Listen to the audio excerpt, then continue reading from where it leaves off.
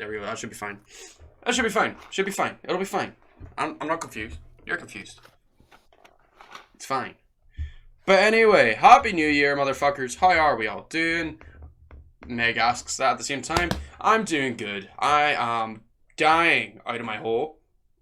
I got a little bit too drunk last night. And so today I am paying the consequences. I've barely been up for more than 2 hours. You working today? Hmm? You working today, no? No, thank God I wasn't. If I could not have physically worked today, I could not have done it. I just, no, mate, I would literally, fuck, wasn't good. But how was your New Year's, Joe? Were you working? Are you working now? Are you doing bits?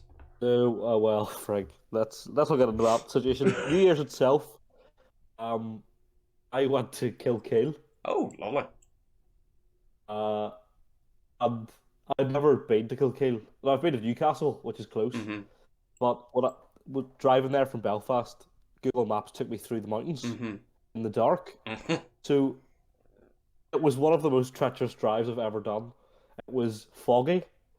I couldn't see anything. Driving through the mountains at night. It's grim. How did that go? Did you? I'm sure you're still here, so you didn't die at least. It was all fine. I just took it easy. And then, like, tonight on the way back to Belfast, and like, about halfway through, it just started pissing down. Shocking. Oh, like, I've never seen that level of rain whilst driving the car in my life, and I was going like, what is going on with the drive down to this thing? Just the Lord didn't want you there. Apparently fucking not. I'm still alive. You're still alive, so that's the main part. Couldn't take it away from it. Is that the Joemccplays? Question mark, question mark, question mark, question mark, question mark, question mark, question mark.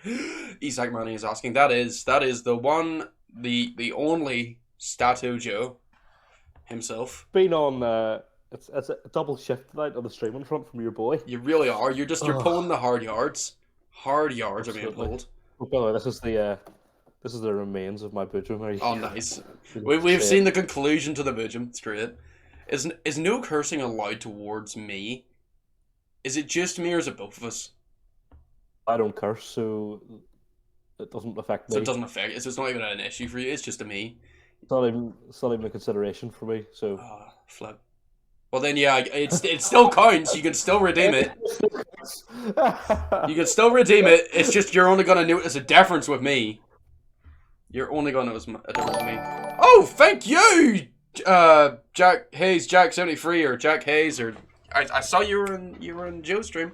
But thank you for subscribing with Prime, you absolute legendary gamer. Pulling out the hard yards. Jack. Hasn't even put a message in the chat, but he's doing that. That's dedication. That's when you know. That is. Jack's a good lad. That's pure dedication. That's my entire night, mate. Thank you so much. You absolute good man. We take a brief 5-second moment of silence for Jack, who has contracted COVID and is isolating by himself. Oh, that's stay positive, gamer.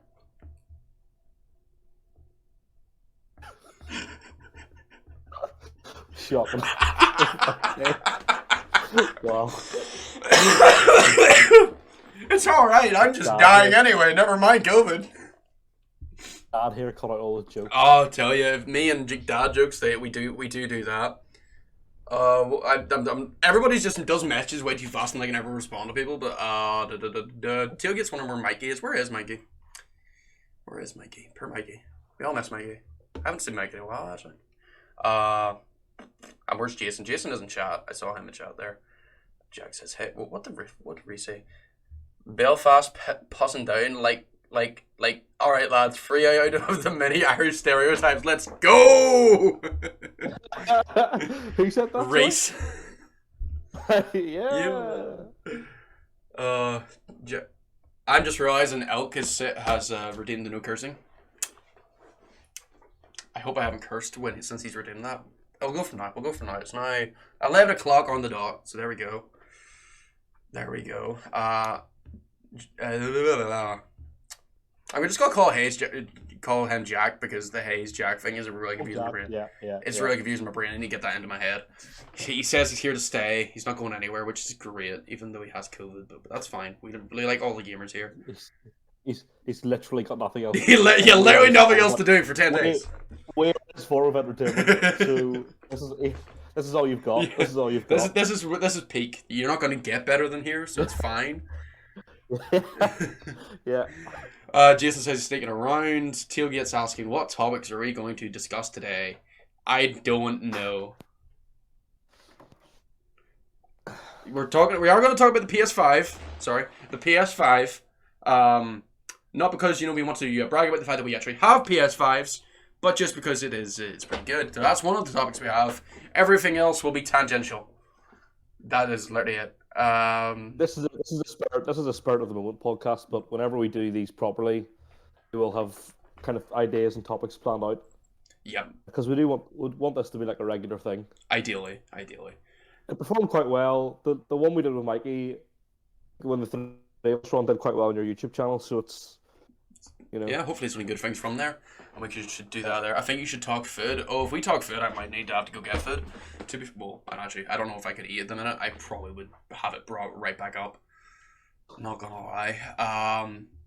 Jack saying, at least we chat back. Of course we do. That's like the whole point of streaming. Why the fuck would you game and not flip and talk back? Like, come on. I'm bored with games. I need something to keep me going. At least, that's the thing about streaming. You get that, like, social interaction that you don't have then at a form of entertainment. Definitely, like it's so good. It's such a good thing. Even when you are like sitting lurking and stuff, it's really good like to watch a streamer and stuff because you can just see what like their reactions to stuff in games. But like in terms of like actually streaming myself, I stream for the social interaction. I don't stream for the gaming. So do I. Like I could literally sit as you know, like I can stream for like 5 to 6 hours. I can game for as long as I have no problem. Like, and it's just pure fucking gaming. So the game is just a background task at this point. For me, it's all about just the sheer crack that people can talk. It's fucking... no! It's only 2 minutes into this thing. 2 minutes out of 10. Damn it. I didn't even catch that. Joe, you distracted me with your beautiful face. Okay, so that's the 11 minutes past. That's great.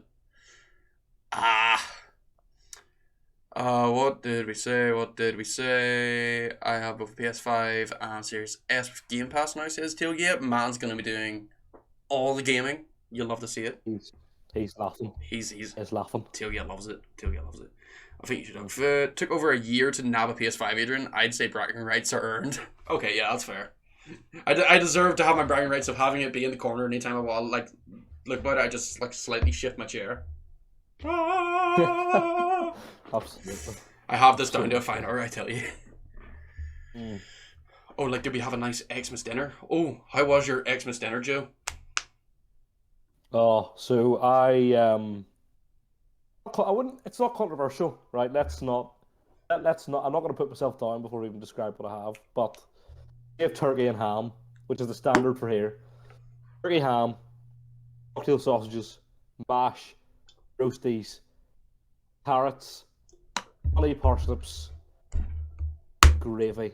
But I don't get like turkey breast meat. I get a turkey leg. That's what I have, a turkey leg, the big giant thing, and I'm like Henry VIII. I'm just sitting and munching that bad boy. Absolutely love it. I've never felt more like a king in my entire life. And our starter is prawn cocktail with melon balls. Oh, because we're a bougie family. You are a bougie family. Oh my word! And for dessert, my nanny made a Christmas pudding, and I made a chocolate orange cheesecake. So that was our Christmas dinner. What about yourself? Other than the fact that I had to sneeze right there and I held that in that whole time, I had not one but 2 Christmas dinners on Christmas Day because I am an absolute greedy hairbag. Okay, I think that counts as a curse. So flip. That's not for a minute. What? I said who? I said hairbag. Well, you just said it again. That's another. Darn you, Joseph. Flip. Sick. 13 past then. 13 past. This is really annoying. Damn it. Damn it, Counts. That's okay. But yes, I had 2 Christmas dinners because I went out to Lurgan to see my family, my actual family. Went to Lurgan. Lurgan. Yeah, I know. It's where my mother is. It's not much I can do about it. They let you back out? Well, they let you back out of Lurgan? I had to sneak out. Oh, fair enough. That does make sense. Yeah, it was, it was quite early in the morning. There was like an old lady who just had a Christmas dinner trying to chase me, but I've got that athleticism, so I did manage to outrun her though. So it's all good. Fair enough. I know I'm not reading the chat, but I will do so in a second. So yes, I had a Christmas dinner at my mother's house. For that, I had, we had vegetable soup with, it was chicken pieces in it and fruit. Lovely. I love my mother's soup. Didn't actually have a prawn cocktail this year. Good soup. Good soup. And that was good. So then I had the typical turkey, ham, beef. It was stuffed turkey, and then I also had my mother's stuffing, which is, oh, it's good, top tier. I then had my mashed potatoes, my roasties, Brussels sprouts, carrots. Nothing else? Is that it? And we cocktail sausages. That started with gravy. It was beautiful. It was lovely. It was great seeing my family again, or for a while, because I don't get out there as much because Logan. But but it was good. It was good for getting out there and seeing all them, see them open the presents and stuff, and that it was great. Then I went home, back to the other town they don't let you out of Ballymena, dodging. Well, I got out, so it's fine. It's fine. I was able to get out. You managed to get out. Oh. It's that was a difficult task, though. I will say, commendable. Yeah. Commendable when you don't know it like the back of your hand, which unfortunately I do. But yes, I went to my girlfriend's house, and we ended up going out to her and an uncle's to eat. And yes, it was tasty. It was good too. It was much of the same. The only real difference, I did have a starter again. I did have more soup, and then I had more soup. Then I had my actual Christmas dinner. Which was basically the same except I think I had like the turkey wasn't stuffed. I had stuffing on the side, and I didn't have any potatoes because that would be way too many carbs. But I had all the meats and I had all that. That was lovely. So there you go. There's my. We need to talk. Huh? We need to have a discussion here about the fact that you had turkey, ham, and beef. Yeah. What is that about? 3 meats? Yeah. That's mad. I've never heard that before ever. I'm 100, man. My mum made beef because some of the Waynes don't like the turkey. So I just had some beef that was with them. In England, I know a few people that have turducken. Have you heard of turducken? I have not. Please do explain. So turducken's like turkey, chicken, and duck. Oh. That's like all in one thing. Like it's all like I've had it once. I can't quite explain it. That's like. Is it just like meat wrapped in meat? Wrapped in meat? Yeah, it's like every Mm. Meat. Yeah. Meat. Turducken. That sounds fucking low. 14 past. It was lovely. That sounds lovely. That sounds great. I'm hungry again now already. I need to look through this chat. I really haven't. So, where did we get to? Joe, you filled him in on the unfortunate fact of no consoles at all. What? He didn't go prepared. He forgot to bring his Xbox with him. That's a one. It's a you problem, gamer. Why have you done this to yourself? 2, at least you have a phone. You can do mobile games. 3, how do you do this to yourself? What the flip? That is like, I would die if I didn't have my console for like 10 days of isolation. Whenever I isolated with him and his girlfriend in August, because we work together at the activity centre. Ah, right, yes. That activity centre, there's a cottage, right? And we were close contacts. So he's actually at that cottage himself at the minute. He's tested positive. when I went in August, that was the three of us. I brought my Switch and my PS4, and I had company. So how's he got to cope with none of that? He's by himself, and he's got a moon ball and no console. A moon ball? So, a moon ball? It's like a extreme bouncy ball, basically. Oh, right, okay. Nice. Man, it's just gonna be like a prison inmate just banging it against the wall, like. Yeah, pretty much. For 10 days. Oh, yeah. That's so unfortunate, mate. I actually feel bad for you, Chief. It's madness. It's kind of funny at the same time. it's very much funny. It's hilarious. What's Meg said? I know this is meant to be the Irish Hive Mind, but would an English lady be able to join? Yeah, I wouldn't see an issue. No issue. Guest person. We can work that out. Whether or not this one or maybe another one, I don't know, but maybe. The only thing is I have to like rejig all this, but that's fine. I can do that. I'll get through this so I can get up to like what people are actually saying at the minute. Plug the socials. Tailgate did that. Thank you, Tailgate. It's not PS5. It's just his. That's not PS5. It's just his Wi-Fi box with 2 pieces of paper at the sides. Yeah, boy. That's all it is. That was Jason. Classic Jason. Classic. Up the turkey leg, just top tier, says Jack. Tasty. Yes, Jack, my guy. Mary says, oh my. I think I was talking about yours. Not heard of that starter in ages. Is that the prawn cocktail? Oh, I love a prawn cocktail. I haven't had one in ages. I love prawn cocktail. It's great. On Wheaton. Oh, yeah. Prawn cocktail on Wheaton. Hit me with some wheaten bread. Yes, boy. Oh, so hungry. Yes, and we never got any of that cake. Madam, you're rude. Makes sense to you. I don't know how I'm supposed to win here. I can't physically deliver a cheesecake to England. Exactly. You know what I mean? Like, what is this? Although, to be fair, I also didn't get any cheesecake, and I literally live 30 minutes from you. You live in Ballymena. I have to go through customs checks for cheesecake.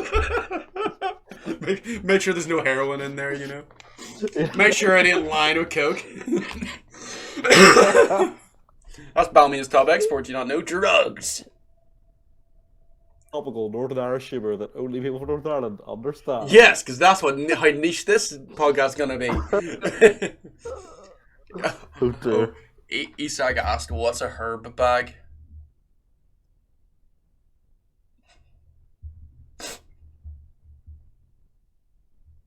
I find that way too funny. So, I didn't say herb bag, I said here bag. So, yeah. So, this doesn't... You said it again. Huh? You said it again. I did, but this is for the sake of okay, fair learning. enough. This is a learning experience. Yeah, sure. So that one won't count for I said it in a learning context. But basically, that word at the start is just another way of saying, and this is for educational purposes, so it doesn't count, whore. So it's just the Northern Irish way of saying whore. So I said whore bag. That is all. Educational purposes does not count. Shocking. It just said to say one shouldn't have counted, but we did count it. Language like that one we tolerated, Adrian. Shocking. What? Derogatory language like that will not be tolerated, Adrian. Not under the no cursing. It shouldn't be. Absolutely disgusting. Yeah. Wow. Oh, I know. That's ridiculous. Book of Boba Fett. This guy doesn't respect. Hmm? This guy doesn't respect woman. This guy doesn't respect woman. Confirmed. You're pointing the wrong way. No. You're pointing the wrong. Who are you pointing at? Who's off camera? When I'm looking at my Discord screen here to my right. But on the stream, I'm the other way around. What's the point? What do you point to some just off screen? I do apologize. Book of Boba Fett came out this week. I haven't got a chance to watch it. Have you got to watch it yet, Joe? I still need to watch The Mandalorian. So. Right, you're well behind. No bother. Yeah. Waggy's just giving me a yellow card for the cursing. That's fair. Don't mix them up, girlfriend and mother. What? Did we mix those up? I have, like, no clue what anyone's talking about now, so I might just have to, like, really quickly go through all this just so I can get caught up so I know what people are currently talking about. Sounds like an effing dinosaur. The turkey is stuffed with the chicken, then stuffed with duck, isn't it? Well, that's about that thing you told me about. Fair. Yeah. Waggish. That's it. That's it, yeah. I was so drunk yesterday and I couldn't remember posting on Discord yesterday. Oh, Waggish. Okay, that's a dangerous combination. Jason says hashtag PUBG Mobile. That was talking about Jack on his isolation. He's got his Mac, his Mimball, and that is it. You've got your Mac. You can watch these streams, and that's all you ever need. You can go for the archives. You can go and check out Spectral Division on YouTube. Hey, shameless plug. Love it. A cheap plug, but we all love it. We all love it. Oh, and 5 positive tests. Why do you can't have 5 positive tests? And Joe, apparently you can drive to England. Meg demands you to drive to the UK to drop it off to me, but he's already in the UK. He's already in the UK. Like, she paid for all my fuel costs. And everything. You'll have to. She'll have to. Like, that's one expensive cheesecake. That is going to be an expensive cheesecake. Dear. So if she wants to fix my left indicator, that'll be grand. Yeah. Or if you want me to drive, you can fix like my brakes, my windshield wiper, and everything else. It's great. Yeah. I have neglected my car. Hey, it's past whatever ways. Whatever way. What? It's past time. Whatever. I don't know what Jason's saying. Jason's giving me a stroke through his chat. Oh, Joe. I frozen? You freeze out for a little second there. Your audio missed. What you say? Nothing. You're lying. You just said this Jason lit. No, Jason is lit. Okay, fair. Yeah, he's a lit boy. All this talk about cheesecakes making Waggish hungry. True. Oh, you're friendly firing. I don't know what you're meaning that. Joe and Adrian pointing at each other is literally the pointing Spider-Man meme.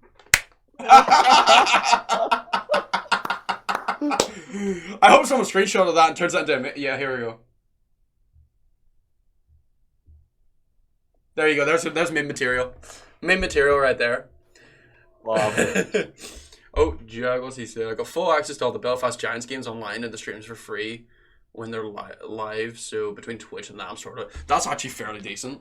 Watching a bit of the Belfast Giants is pretty good.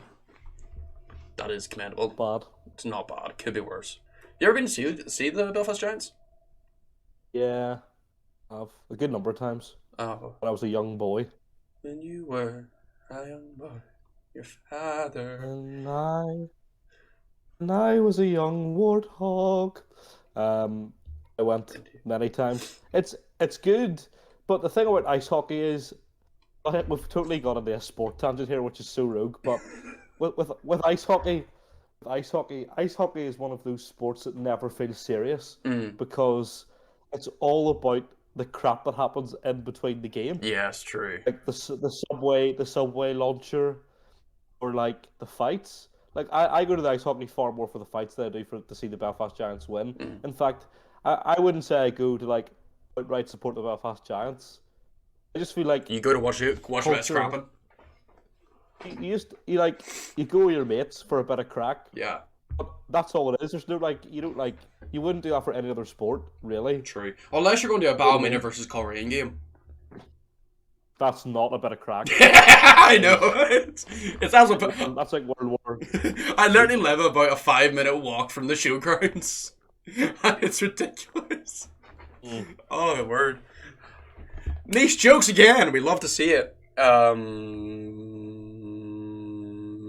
Reese going, imagine being able to drive. That's just because we're epic gamers. Meg says she's worth it, just saying. Meg just goes, oh yes, I forgot you Irish lot were part of the UK.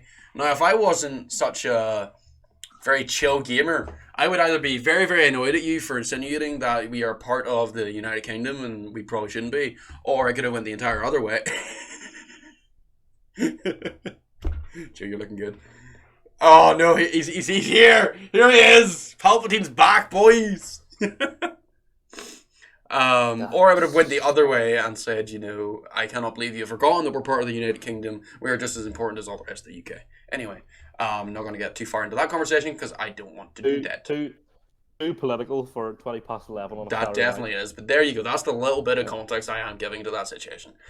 What have you done to your per car, Adrian? I have neglected it because I have been working flat out. Because I'm a busy man. I'm a gig my meal. I've got my nose to the grindstone, bro. God damn. If Jason's lit, then what am I then? Wagga Shulk, you're physically an elk. You couldn't be more lit if you tried. Oh, Jack works for their media stream? Oh, that's pretty neat. But going back to the Giants, I've literally only seen them once in my entire life, and it's the only ice hockey game I've ever watched. And I got to meet the players because it was through a scheme from when I was younger. Yeah, weird flex. I've like a signed book of book with their names or something from like years ago. Weird flex, but okay. Also in China and have like China memorabilia over here, but that's not flexing. Just saying. I also have a PS5. If you didn't know, it's definitely not a Wi-Fi box. PS5. Yeah, PS5. I have a PS5, bro. Do you have a PS5? Damn, I just left the fucker up. Just left the fucker up. It's all mine. PS5s. Let's talk about the PS5. Oh, that was a great thing. Oh, I need to get through the rest. Joe or Isak used your thing. Wagger said something. Come say that to my face, boy. I'm an epic Viking. To Jason, JK, alter ego Kermit right there. Jack says. Kermit 2.0 Kermit Phelps. Oh well, because Mikey is. Oh well, because Mikey's all Irish. You see. That's true. Let's not get into the plot. Let's leave that where it leaves. I'm just gonna assume when she says full Irish, she just prefers the full Irish to the smog that we are, but that's fine. Tailgate's a long one. A few years ago in my hometown, a bunch of football fans got into a fight with each other, and I think one of them brought Molotov cocktails to it. Fortunately, the cops intervened, but I would be misremembering some parts of that event. You know what? That's a weekly occurrence for me. It's funny how desensitized, I don't want to get too deep into No, not politically, but it's the desensitization of bombs and stuff. Yeah, it's just mad. It's madness because literally no other first world country is so desensitized to violence. It's the idea of a Molotov / pipe bomb is an annual occurrence. Yeah, it's at least it's if we really wanted to, we could literally probably go down the street, find or make one. It's a really easy thing. It's such a weird thing when you really think about it. That is a conversation I could actually go into with the desensitization and everything there, but it is what it is. I'm gonna get through all that. We're gonna talk about the PS5 if it kills me. I just forgot, to be honest, but you Irish lot are lovely and the accent's 10 out of 10. Speak for yourself, Sham. If you think this accent's 10 out of 10, there's no hope for you. I will just say that right now. You said that? Meg. Our accent is... It's disgusting. Not that nice. It's disgusting. It's the most blug accent. It's the most rough accent I ever find. Any other country sounds nicer to me. Well, yours is anyway. Yeah. That was two swears to it. Just saying. I don't know when that was anymore. If your thing stopped there, I could while ago. I know it did, but I just been trying not to, just to make up for whatever in says it person I probably will do in a bit.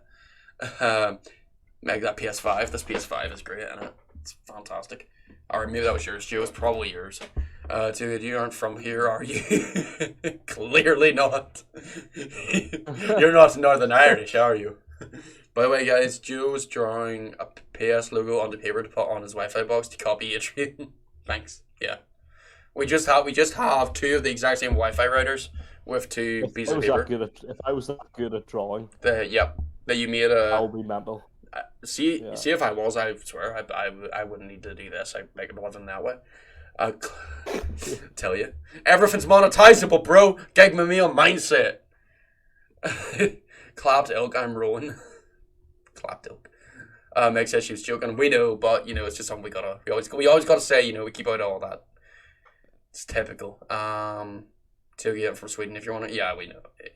So football fan fights often escalates another now and then. No, not all of them. There's just a lot of violence. And, yeah. Well, yes, most of them. To be fair. Not a lot, but there's been famous incidents of there was a game not that long ago where the away fans threw glass bottles onto the pitch. Mm-hmm.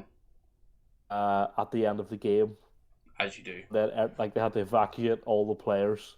Yep. And then they had to also evacuate the home fans because the away fans were there trying to chuck balls from the away stand over to the home stand on the other side of the pitch. And there was actually an incident at the game on Boxing Day between Ballymena and Coleraine where a fan, I can't remember what happened, but one of the fans like was thrown over a railing or something onto the pitch. Yeah, that would happen. And there was like yeah. This is the. So it can get quite serious. It can get a bit rough and tumble, to be fair. A bit rough, a bit tumbly. So okay, I'm good now. I just got a picture in my head of the elk in my profile picture, completely beat up. I could see that elk. Northern Jason says yes. Northern Irish will fight over a guinea pig at pets at home. Yeah, probably. It's just that it is that bad. But anyway, I got caught up in the chat. I am a great man, I swear. Anyway. Okay, well then hurry up before we get behind again. Exactly. Hurry up and talk about the PS5. The PS5. Right, yeah. It's fucking brilliant. I don't really know where I'm going with any of this, but that is a great fucking console. Oh yeah, I'm way past that. It's fine. The PS5 is actually a lot better than I expected it to be. I'm not gonna lie. I wasn't. In terms of what way?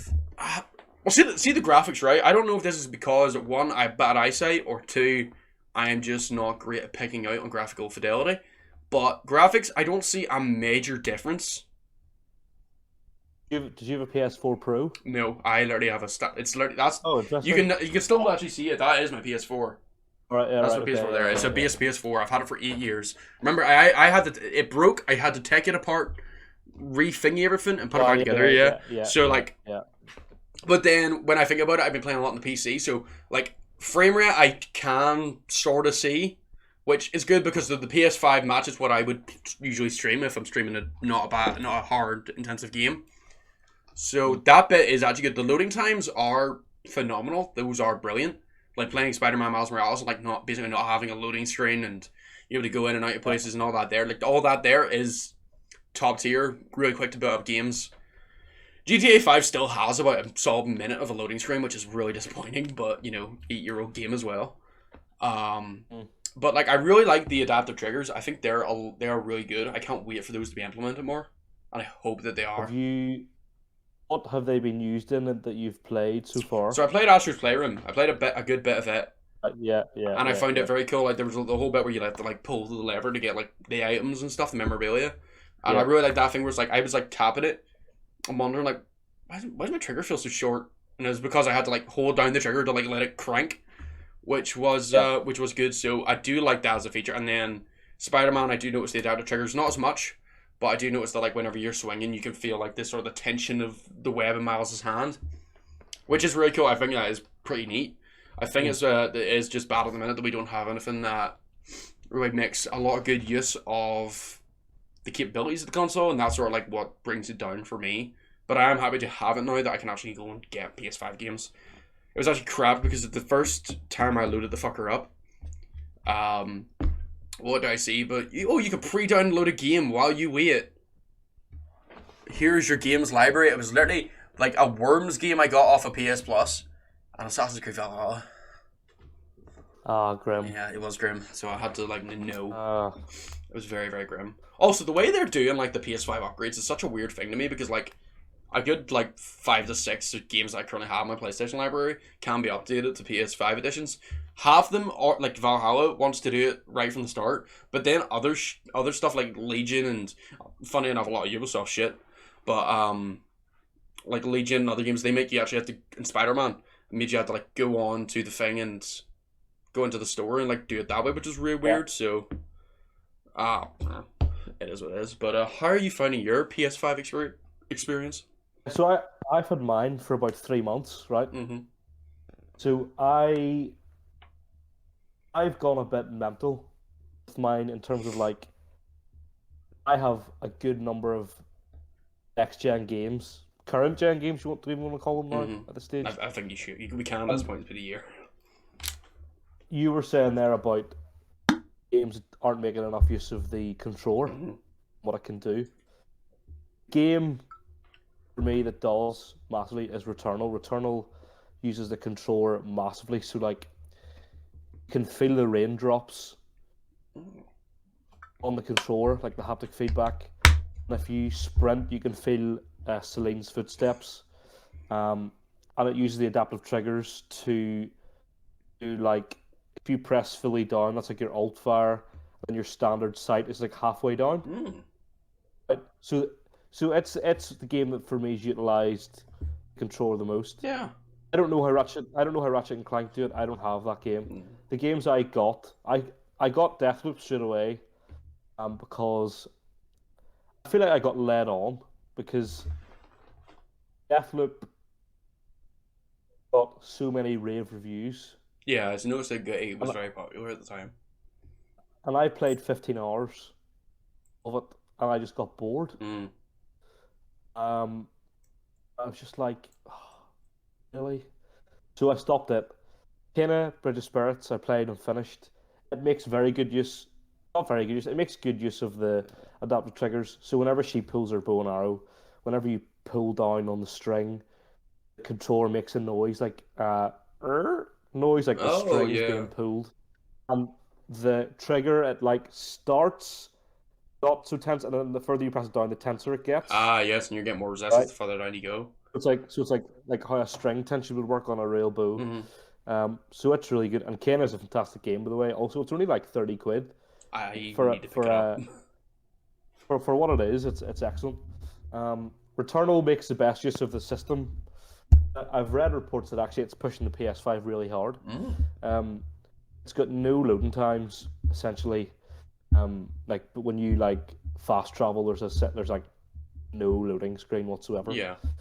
And Demon's Souls is the same. There's no loading screens in it. Mm-hmm. And what I've noticed with how I play games on the PS5 is it's becoming more and more difficult to stop playing because there are no loading screens to break your immersion from a game, right? Mm-hmm.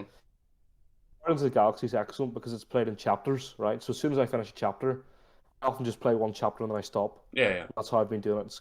So you sit down for 45 minutes, you play a chapter, and then go away from it again, and that's like you've played 45 minutes. That's good. Yeah.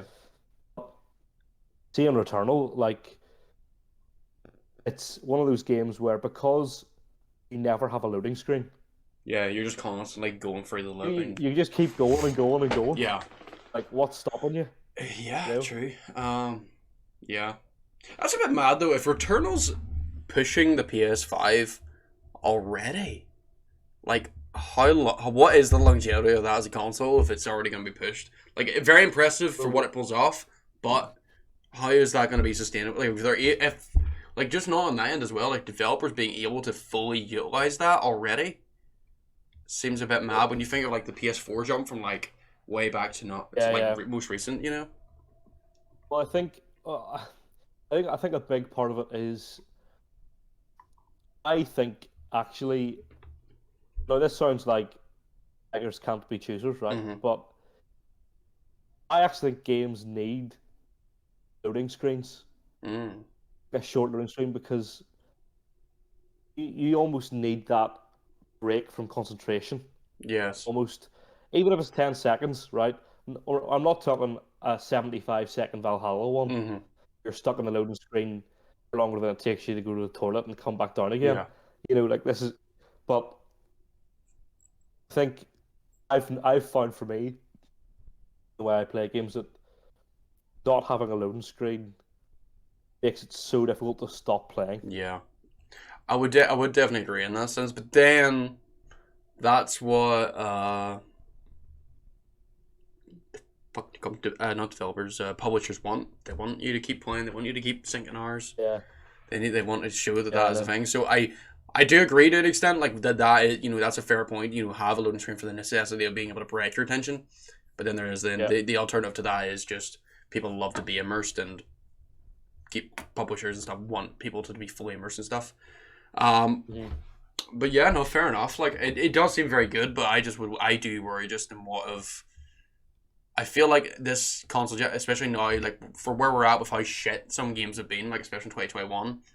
This year we need some some really fun games that have really good gameplay and stuff, and on top of that we need some really good fucking stories.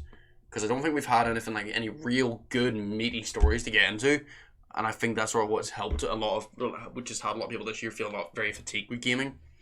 Like, I can say myself that I've had stages of being fatigued for it. Oh, I got my PS5, and then after I got it, I barely played it for the first month. Yeah. I just was. But that's something we should talk about actually after this. Our next topic should be most anticipated game of the year. Oh yeah, that's a good point. That's a very good idea. The other thing I want to say about the PS5 in itself is that the UI is so clean. Oh yeah. Oh no, I agree there. It's nice, remarkably clean. Yeah. Everything about it's just very nice. I really like the way PlayStation have updated their UI every time. It's always been it's been a good step. It's different. Yeah, it's different and in a good yeah. way every time. It's sort of like it matches the sort of the aesthetic of the console itself. Do you know that, like the flowy niceness and contrasting colors? It does work with that.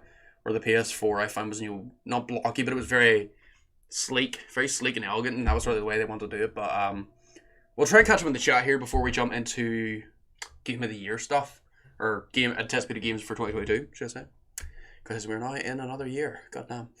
Isak says he's slowly becoming desensitized to violent news because those news have been gradually increasing. Apparently, the Armenian mafia is installing itself in. I can't pronounce that. Reykjavik, right? Reykjavik. There you go. That's the best pronunciation you get out of me. I'm gonna try not to say that again.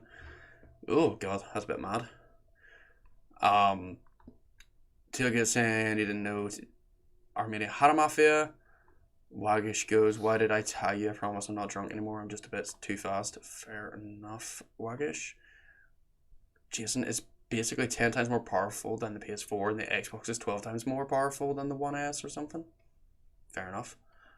Interesting. Very interesting. Very interesting. Xbox is 12 times more powerful. Yeah. It's mad. Yeah. Yeah. Xbox haven't been able to show that off in the same way. They really haven't. Is Forza the Xbox exclusive? Forza is, but then you can play Forza on Windows, which is what I played it on. So like, sorry, but like you can't play it on PlayStation. Is what I mean. Yeah, you can't. You can't play on PlayStation. Okay, so maybe that's one of its big things in terms of like the graphical comparisons between the old. Yeah, the old and current. Yeah. The thing is though, like Xbox as their strategy hasn't been to bring out the new console with the new best graphics and really push stuff. What they're looking for is like accessibility more than anything. For if I bought most Xbox games, like say on the store online, I could play that on an Xbox and any series of Xbox at this point, any modern console, as well as being able to play it on the PC. So like having any one of the free sort of things, like a One S, One X, or a PC. If you have any of them, you can get Game Pass and you can play Xbox games. Especially if you're on a Windows thing. The only thing that you really can't if you get a Mac. But what gamer uses a Mac for gaming, like as their main source of gaming? Yeah, I'm clarifying main source of gaming. For I just realized that I think Jack said he's a Mac on him. So like, per PlayStation players with slow GTA loading screens. Per everybody who's had to deal with 7 years of per GTA loading screens, and that's only if you play it. And Jason said, Xbox Series X is a beast. Fair enough. Why is Xbox all the way? Tailgate console wars help nobody. Nobody. Huh? What's that? I agree with that. I agree with the sentiment. It's saying that. I agree with it. I don't agree with it in a personal sense of as a normal consumer, except when you think about the fact that a console war that goes to the corporate level within the respective companies pushes for innovation. It's the same thing with in war you innovate the most. Well, no, the console war as definition in terms of that is fine. What Taylor is specifically referring to is all the way people on Twitter being like, "Oh, the graphics of God of War Ragnarok don't look like they've changed compared to God of War 2018. Xbox would never." Yeah, true. I was like, no one cares. True, but then you look at Halo Infinite and it looks the same game for the last 5 years, but that's fine. Just trigger a whole community. That's all I do, bro. Yeah, no, exactly. Like Twitter shills and whatever you're gonna have, like they're always gonna be there though, and that's what we have to deal with. But like that's part of the problem. Problem. But like I just meant in the sense like it's bad now because there is no corporate side. You could sort of deal with cunts on the internet when you knew that like at least on the top level, both companies were still innovating like fuck. you know, and you could just buy what you wanted. Now it's like Xbox have went a completely different direction. PlayStation are doing their thing, and both are just, you know, they're working in tandem more so than against, and that's like. Then when people are still having a console wars, like it's not really any point anymore because like they're trying different things. It's like apples to oranges at this point. Elk goes not into console war. Don't worry, I'm just having fun on Series X though. Oh, Megas doesn't make a lot of noise. It's much more resistant to the PS4.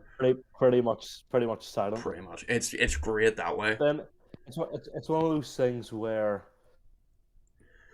it's hard to do what it is. Like, if the PS4 was silent, would we notice a difference, or is it because the PS4 was so loud that you can't really hear anything from this? Yeah, because comparatively, when I was playing PS4, you could hear the thing through your headphones, like through your headset. Yeah, same. So could I. I can't hear anything with the PS5. Yeah, you're good. So yeah, it's a lot better now. So yeah. Tailgate. Console war YouTubers on both sides are so dumb. One big Xbox show YouTuber is literally called Crap Gamer. At least the dude is honest about the quality of his videos. Oh god. Oh, that's a cut there, like. Oh, man. Emotional damage. Emotional damage. Damage, that's your fault. You got me into that before this. Anyway, moving on. Esac says that Kano was his game of the year. Never played it. I don't know. Yep, I can get behind that. Fair. Tailgate says Rift Apart uses the haptic feedback brilliantly. It was his game of the year. Nice. Yeah. Fair. It's a game that I will eventually get round to at some stage whenever I can afford it. I do hope to also. Back my Series X was having a stroke because I had like 8 games open. Jeez, that's a bit mad. Only 8 games, not good enough. PlayStation would never. It's a big difference because in PlayStation you only have one thing open. Yeah, you only have one thing open. But that goes against to what I'm saying. Like Xbox are wanting that accessibility, being able to play. You jump between 8 games for whatever type of ADHD mind you have. But yeah. The PlayStation's like, all the power goes to one game, but that one game is going to be so far beyond because Sony have been smashing their words. Yeah, exactly, wasn't it? They've been smashing their exclusives this whole console generation. That's what I'm gonna say. Yep. Jesus, my brain just doesn't compute sometimes. I'm sorry.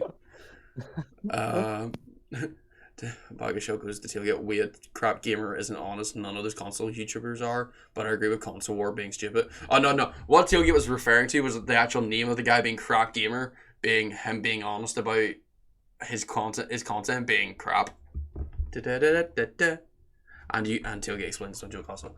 I think we'll reach the limit of the PS5 when it sounds like a PS4 while playing Red Dead 2. Oh yeah. PS4 Red Dead 2 is like literally a jet engine. You could probably go flying with that.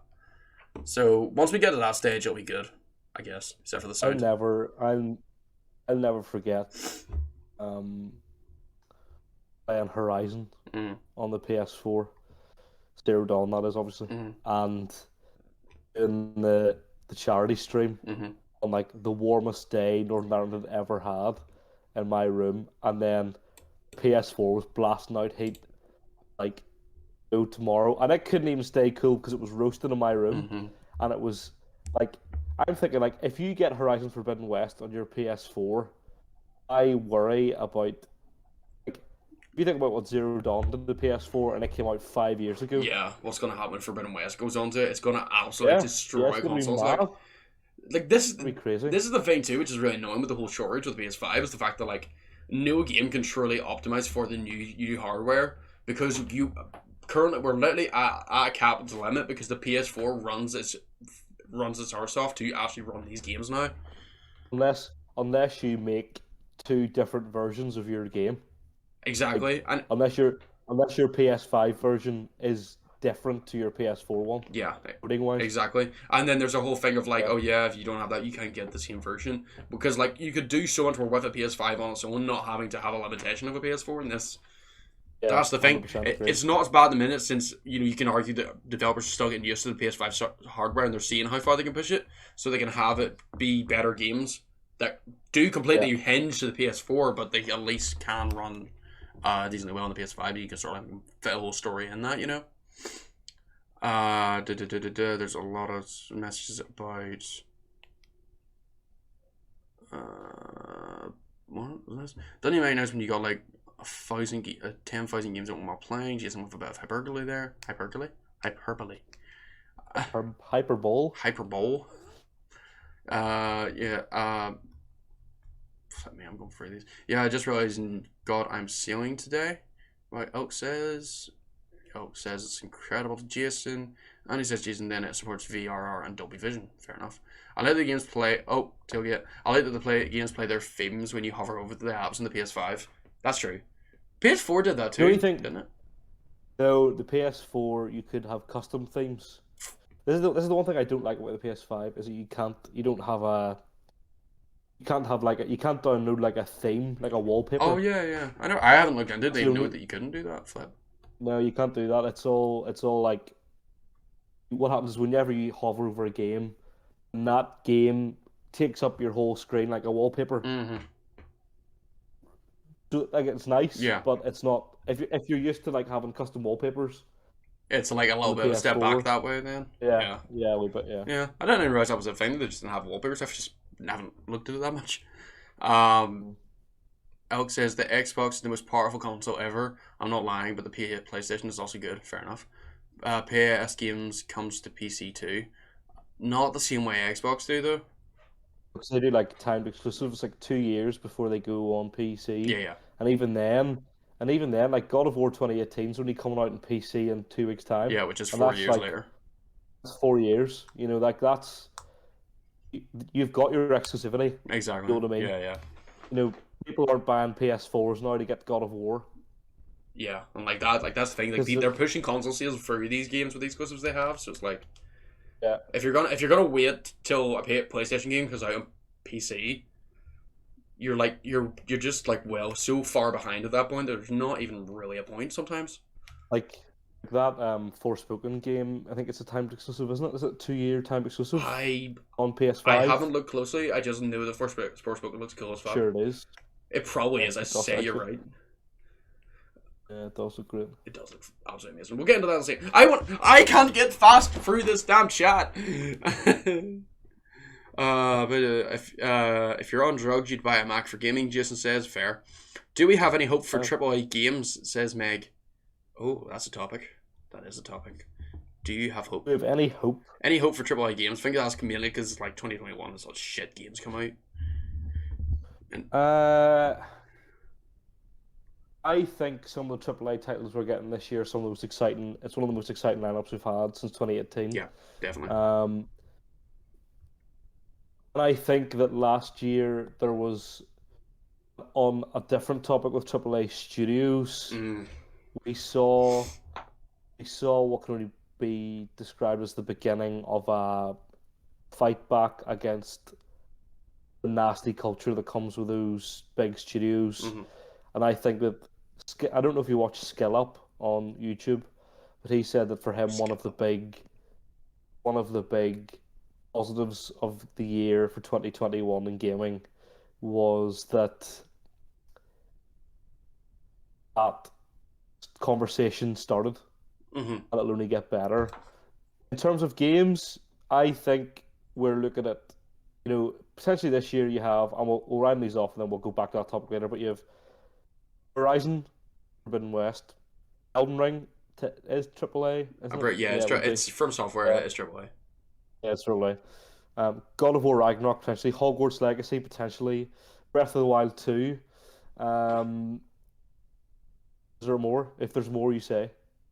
Forspoken, is it AAA or is it dub? Is it? I think it's AAA. Square Enix AAA. Yeah. AAA. You got it. I don't know. I don't think I have any other AAAs because the only other game that I have in my head at the minute is Sifu. The guys who made Absolver. I don't know if I put that as AAA. It's not. I don't even know. I think it's AA. I wouldn't call it indie, but yeah. But it's like It's not it's not a big console seller like a game. It's very much like a go and you go and you play this game and then that'll just be it, you know. I think the next 2 years are pretty exciting. Yeah, definitely. I would agree. I do think we're starting getting back on track of where we need to be with gaming.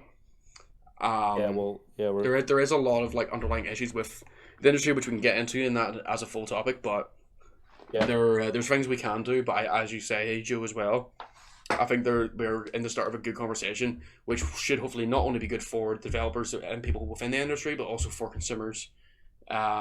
Because as they say, if you're happy in your job, you're gonna make better stuff, and that's obviously a lot of people aren't happy. So hopefully, when they are able to get happy with good workplace environments and that will show itself in the games, you know. I'm still not further. Jack says, I've only had Mac because I'm a media guy, and because I'm a media guy, I have no time for games. That's a very, very valid thing. I am so happy I'm not a media guy right now. Well, I say that, but we're on Twitch, going to YouTube, and I guess I am. Oh God. Console Wars stupid. X says fair. Xbox like to use buzzwords like this high amount of teraflops and Xbox velocity architecture. But for people who don't know anything about tech, won't know what any of that means. I don't know what any of that means, and I like to think of myself as a more techie person. For a man who can't work out how to run stream, that's great, but that's fine. Reese says, but the boat animation of Ragnarok is the same as in God of War 2018. Xbox better! ! ! ! ! ! ! ! 1 ! ! ! ! ! 1! ! ! ! ! ! ! 1. True. Joe, it's so true. That was a legit. Was a legit argument. That was a real. He's just completely done us there. We might as well end the stream now. The fights is all caps too. Reese with the top tier humor, as per the usual. Joe, it's so true. Don't know if that's in thingy too, but fair. You said that? Meg. Just probably the fact that I'm so sexy. It probably is. It probably is the fact that you're a sexual demon, and everyone should. Everybody will cream when they see you in person. But anyway, corporate console wars push progress. Consumer console wars push prejudice and actual fucking insanity in some cases. Very great way to sum up what I tried to say, Isak. That is correct. Isak's a smart guy. He is a very smart guy. Man doesn't get enough credit. He speaks English better than both of us.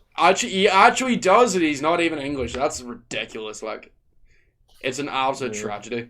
That's when I always say this to people, especially outside of Northern Ireland. If they say about, oh, do you know any other language or anything like that? I'm like, it's really cool that you can speak more than one language because I can barely speak English. That's just my go-to thing. Waggish goes to tailgate. Every tech company uses buzzwords. True. Corporate console wars breeds competition. Competition means good games for us. Tailgate says that is true. As I say, corporate console wars specifically. Corporate console wars, yeah. Yeah. Waggish says, RDR2 with the heart. That's typical. Jason wants Waggish's gamer tag. Isak wants to go back to the days where two different versions of a game were completely different. SpongeBob Battle for Bikini Bottom, PS2 version versus Game Boy Advance version style. Oh. Yeah. Fair enough. Yeah. To be fair, that would actually be pretty cool. Somebody made a game, right? Had a say a PS4 or a PlayStation version, an Xbox version, and they were basically the same up to certain stages, and then you just completely divulge off of each other. There's they're two alternative endings in each game. Different endings, yeah. Wow. That's how you do it. And then the suits win because you have to buy both consoles. Exactly.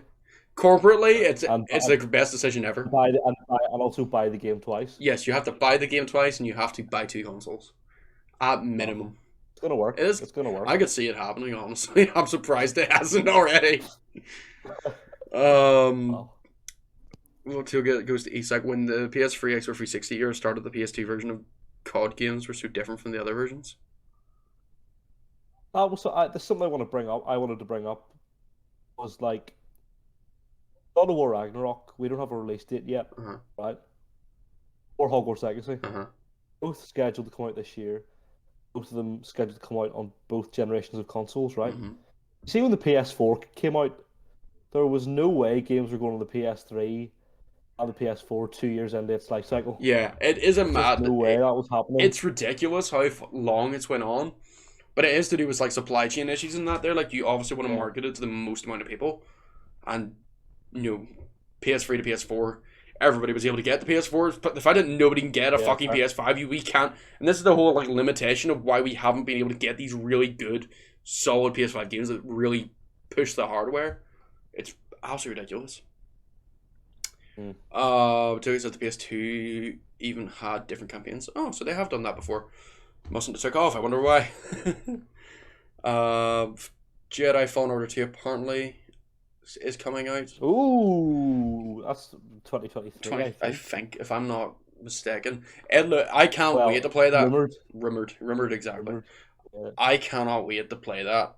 I fucking love that game so much. Such a good title. I might stream it again just because I like it that much. Screw streaming different games. I play Jedi Fallen Order again. There's a PS5 version of the game, to be fair. Oh shit, there is, right off. Oh. Yes. I like that. Meg says, I won't lie, I've lost a bit of hope due to the amount of broken games, but also it's very sad that these big companies have done. So yeah, in two minds, to be honest. Yeah, I get why you mean that. That's a lot of the reason the way I felt with 2021 games, definitely. But I do think, like as we've already said, like I think with the conversations that have been started in 2021, moving into 2022, probably won't see a lot of the fruits of that labor in 2022. What we have now is our developers with proven track records making good games, which is what it's going to be. But I'd say the actual real difference where we see a lot more good games across the board is going to be once these changes sort of like get implemented and actually happen. I think. Anyway. Till we get goes Gotham Knights and Suicide Squad kills Justice League are two 2022 games I'm personally looking forward to. And I'm going to buy them on PS5 because I want to see how they utilize the DualSense. Fair. I honestly could fucking leave Gotham Knights and Suicide Squad and I wouldn't care. I have no interest in either. Neither do I. I really don't see the point. The Suicide Squad game looks like a fucking cash grab because of the success of the Suicide Squad movie. That's all it looks like to me. Do you know what it looked like to me? It looked very similar mechanically to Guardians of the Galaxy game. You're right, it does. Except it looks like it's even going to be worse because you play as different characters. Well, so I have a bias in that I have never been able to connect with DC. So I don't really have a massive interest in playing those games. Yeah. Marvel I've loved from a young age. Yeah. Since I was a young warthog. And so whenever the Guardians game came out, I wanted to give it a chance. Yeah. It's fair. I think that's been part of the big issue with DC, like especially like in the last few years. They haven't just fucking lost the ball like or dropped the ball. They've absolutely kicked it into the fucking other field and left it out there. Then a dog came by and pissed on it. And then it's been kicked again into a river down the stream. To be fair, like that, like how a company like mismanages their properties in such a stupid way, it's ridiculous to me. Like if you think about the movies and stuff, it's been pure blah for fucking ages. Like this whole DCEU completely failed, and then you go into like the games and stuff. The only real but DCEU failed because they were trying to match Marvel, but at like 3 times the speed. Like they started. Like, you think about how long it took Marvel just to get the Avengers. Yeah, it took them what 4 years? Yeah, like 4 years of loads of movies. Yeah, and like DCEU were trying to do like 4 origin movies and then Justice League. It's like that's you can't compete with that level. You have to build it up. Yeah. So I will say this before I get like flipping shunned forever, but I actually enjoyed Zack Snyder's Justice League. I actually thought it was very good in comparison to what was out before. The Justice League that was there before was honestly awful. Whereas I thought Zack Snyder's Justice League was pretty good. Now I had to watch it in sections because I was not going to sit and watch a 4-hour movie, but I thought it was good. Yeah. Fair enough. For people I to say, don't have much more thoughts on you're that, D- just than... You're a DC basher, you hate DC. No. He hates DC, but likes Zack Snyder. That's a weird... Yeah. So there's a weird dichotomy there somewhere, I'm not going to say on it. But yeah, I couldn't give a fuck about Offenline's or Suicide Squad, really. I don't know what it is. Do you know the worst bit is? I quite like the Suicide Squad as a property. Like, comics-wise and stuff. I like way... Also, that James Gunn Suicide Squad was a good movie as well. I've seen good things, yeah. So, if this is how they're bringing it back, but they do it in a fucking B-tier villain crossover thing, like, that's what the Suicide Squad is. It's just B-tier villains and Harley Quinn. And Harley Quinn is a B-tier villain herself. Yeah. But, you know, it is what it is. Waggish and Jason are talking in private, and they're also talking here, so that's cool. Tailgate. Remember Skull and Bones, Ubisoft's pirate game, was supposed to come out this year, but the game's development's been a shit show, so I'm not touching that game, and everything about its development screams disaster at launch. Not only that, but Ubisoft are a rapey company. Hold Ubisoft accountable. Amen. Yeah, Skull and Bones is a black flag cash grab. Always was going to be that. Pure shit. Don't care. Honestly. Isak, I speak 3 languages and I speak yours better than you. Yeah, you do. You do. It's true. Yeah. It's true. 2S and Puta. Yeah. 1,000 quid for that, Jason says. Don't know what he's referring to. Reese, I mean, that does happen already. Xbox has the Avengers game with the Spider-Man expansion. PlayStation has Marvel Spider-Man. The Avengers game with the Spider-Man expansion is the fucking meme of Mom, I want Marvel Spider-Man. Mom, we have Marvel Spider-Man at home. Marvel Spider-Man at home is Avengers game with the Spider-Man expansion. You know what is sad is that the web thingy mechanic that is in Fortnite is better than the web thingy mechanic. Yeah, it is. This is the worst. How did Fortnite get it better? It doesn't make sense. Absolutely class. Absolutely class. It's ridiculous. It's absolutely ridiculous. Oh, fucking crap, man. Waggy Shulk is an Xbox Insider. Oh, yes. The Inside Man. Oh, yeah. Toga goes, Adrian Jedi Fallen Order's PS5 version has 60 FPS mode. It's a great way to experience that game. I might actually have to do that, to be fair. May have to do that. We're nearly caught up. Cough, cough. The same with Fast and Furious games. There's Fast and Furious games. Is there? I'm not aware of there being Fast and Furious games. Is that not just Need for Speed? I couldn't care less. I've never watched a Fast and Furious movie in my life. I don't like Fast and Furious anymore because they turned it into a fucking spy movie, but I did enjoy like 1 to 4 consistently like them, and it's just like I've liked them less and less as we moved on from there. We're on like 9 at this point.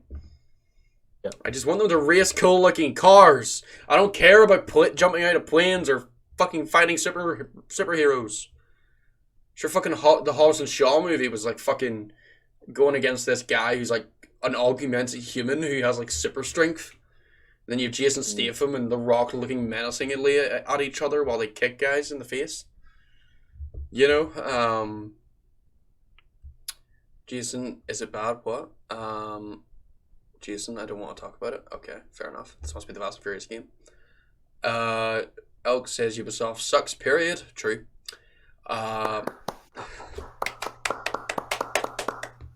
Job. Exactly. Said that well.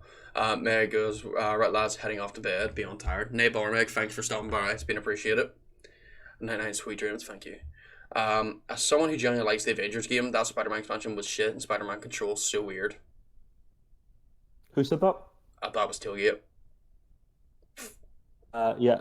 I have seen videos of the Spider-Man stuff, and it is honestly embarrassing. Yeah, it looks atrocious. The Avengers game, ever since it released, has looked atrocious, and never mind the Spider-Man expansion. The Spider-Man expansion is just a whole another level of fucking crap. Well, like, if you enjoy it, I'm glad that you do, because I'm glad that there's people out there who do enjoy the game. Yeah. But, like, the Spider-Man stuff, it's like, the template is there for you to get it right. How do you mess it up? Basically. Yeah. Oh, that's ridiculous. Excuse me. I'm just dying slowly, but won't worry about it. Mm. Indubitably. First couple were amazing, but yeah, there's games. Yeah, I love the first couple of Fast and Furious movies. I was not aware there was games. I know there's like an arcade game that's just one of those generic racers, which is pretty decent, but yeah. Adrian played Fast and Furious with his real life car, that's why it's broken. Yeah. That's what it is, gamer. Yeah, that actually makes sense. It does make sense. I'm a wee boy racer. I'm part of the NI car scene. Don't know what you're talking about. Yeah. Oh god. Thanks for the applause, guys. How'd you make one? Have you caught up yet? Last one. How do you make one of the world's most popular superheroes in the world play like shit? Valid. How they did manage to? I do not know. There was a template there. They didn't follow it. Somebody make it make sense, please. Thank you. Mads with the memes. Okay. Before we get destroyed by the chat here, we need to get at least a second topic in before we go. Mm-hmm. Let's talk 2022.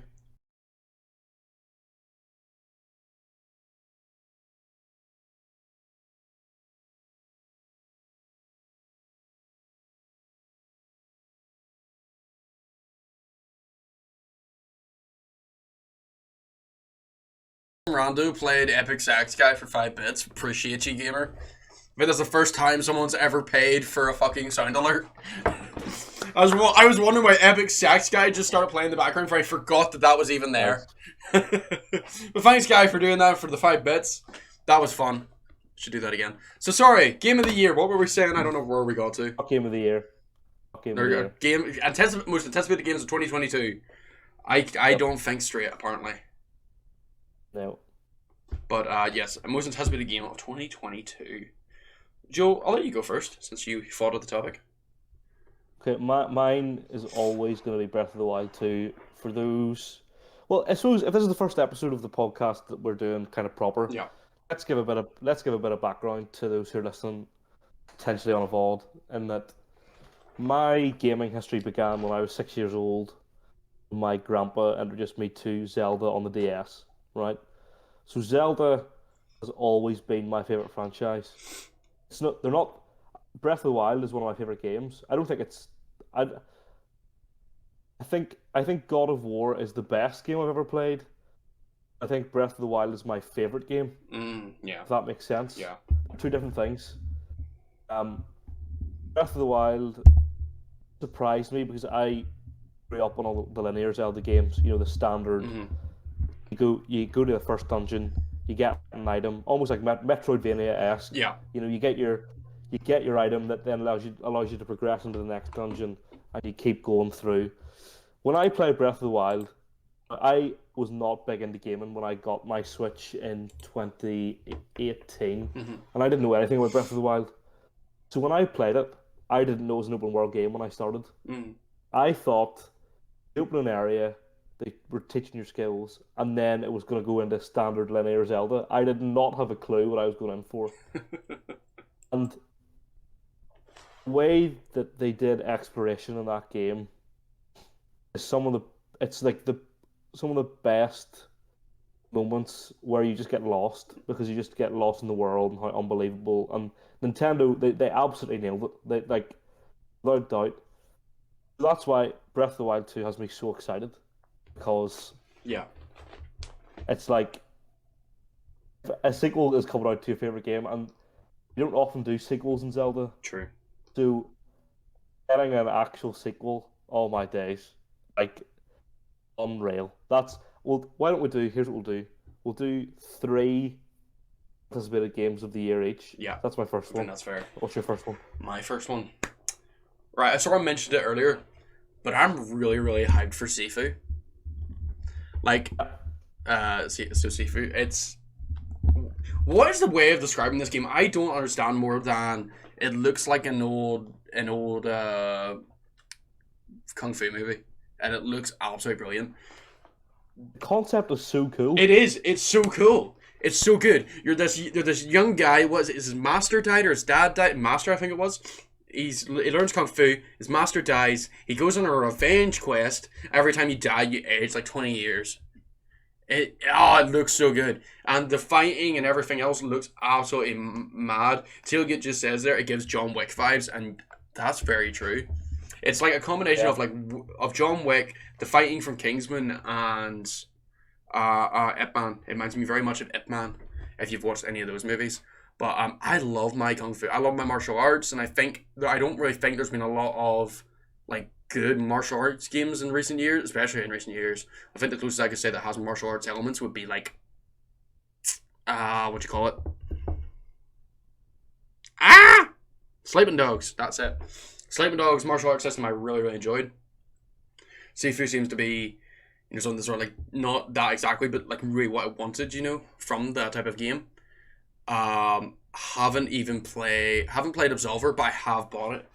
That is probably going to be a stream series, but that's something I am going to do, and that's probably like my most anticipated game. Just that thing of like being able just to go in, have a game where I can just go something challenging, fight a lot of guys, do some really cool cinematic stuff.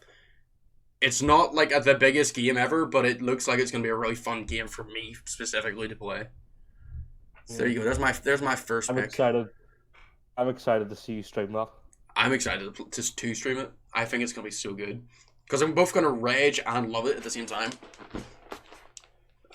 Same with Absolver. I think it's going to be the same. Sifu's from the same desert. So yes, it is. It is. Okay, pick number 2, Joseph. What's pick? What old stylus off you? Horizon Forbidden West. Oh, come on. Low-hanging fruit. Low-hanging fruit. But go on ahead. No, let me straight up explain why, right? Okay. Horizon Forbidden Dawn. Forbidden Dawn? Sorry. Zero Dawn. Man, I'm tired. It's 12 minutes past 12 on the 2nd of January. I'm lost. I'm confused. Understandable. Zero Dawn was a complete shock to me. I got that game for free because I had never played it, and then PlayStation released it for free, right? And it was the complete edition as well.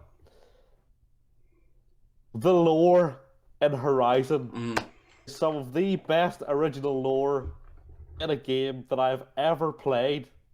Oh my days. The story, like, you get rewarded for taking your time in that game. Like, that is a game that you get rewarded so heavily for. And, like, oh my, shout out to my man, Joemccplays on Twitch, who was, like, giving me all the tips. Because, I was a noob. I still am a noob, in gaming terms. Although I think I played on hard difficulty, but let's avoid that. That's standard.